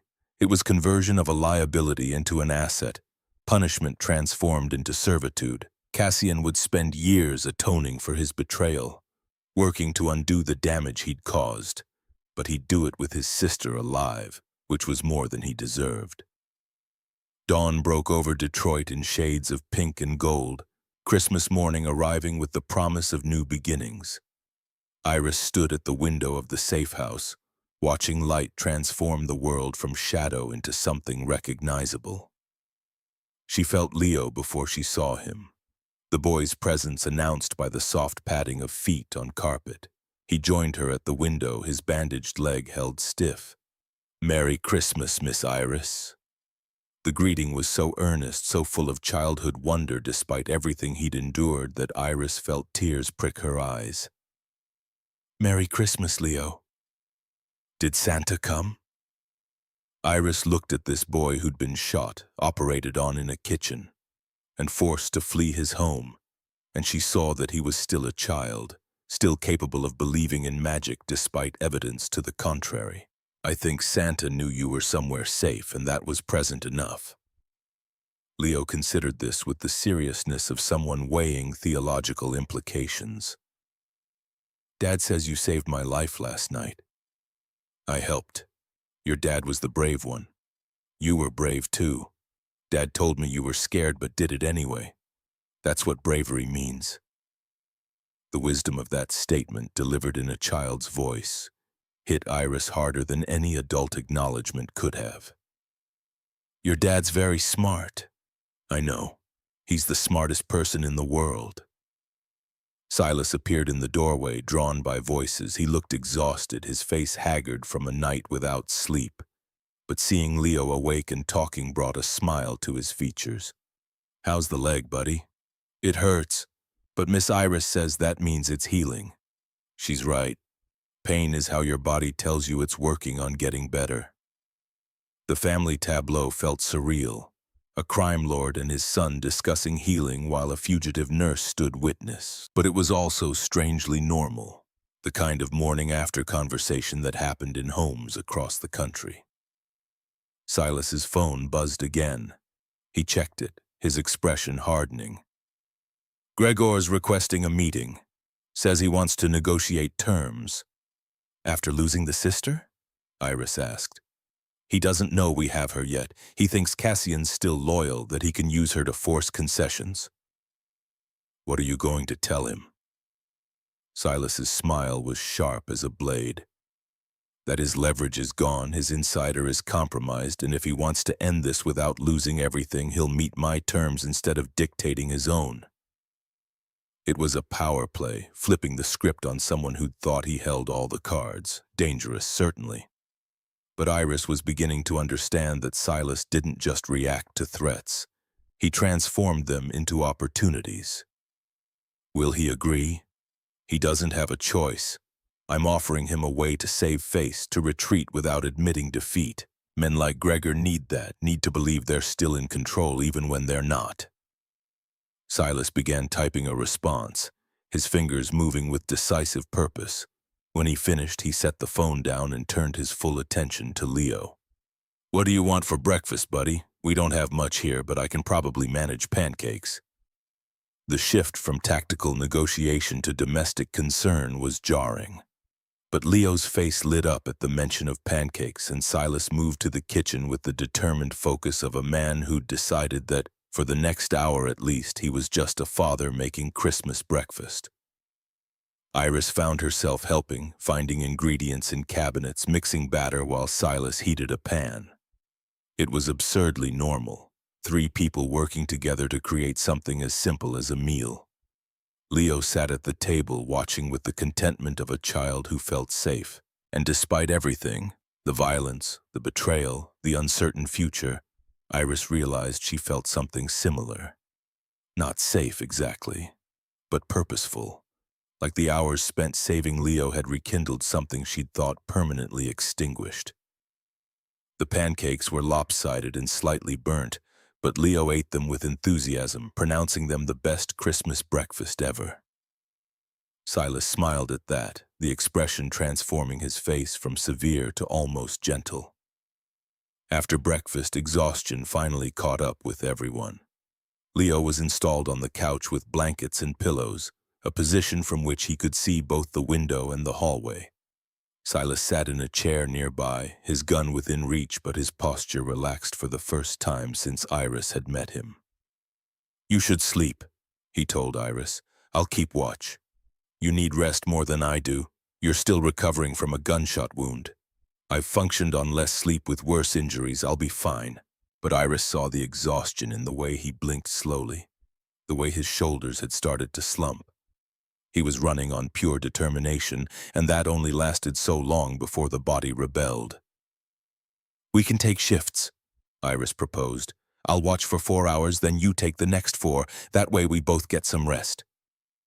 Silas considered the logic, then nodded. 4 hours. If anything seems wrong, you wake me immediately." He settled into the chair more fully, closing his eyes. Within minutes, his breathing had deepened into sleep, his body finally surrendering to the rest it desperately needed. Iris took up position at the window, watching morning light strengthen across the quiet street. She thought about the past 12 hours, about the impossible series of decisions that had led her here. She thought about Harper, about what her sister would have said if she could see Iris now, covered in blood, complicit in crimes, harboring fugitives. But she'd saved a life, had looked at her greatest failure and refused to let it define her capacity for success. That had to count for something.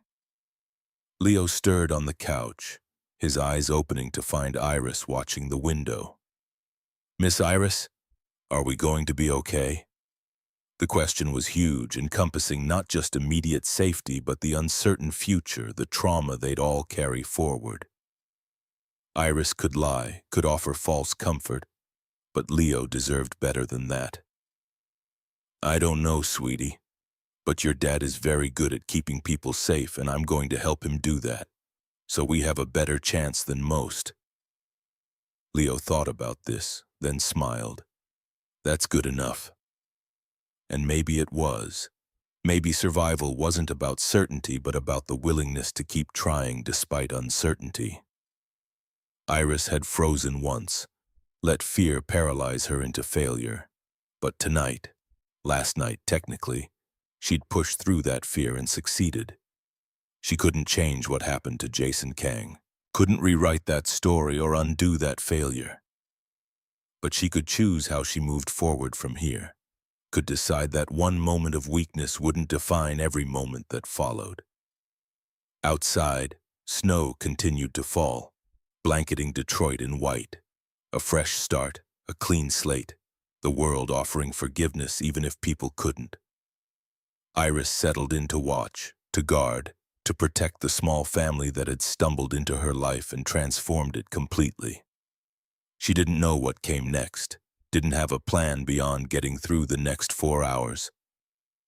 But for the first time in 7 months, she felt like someone who deserved to try.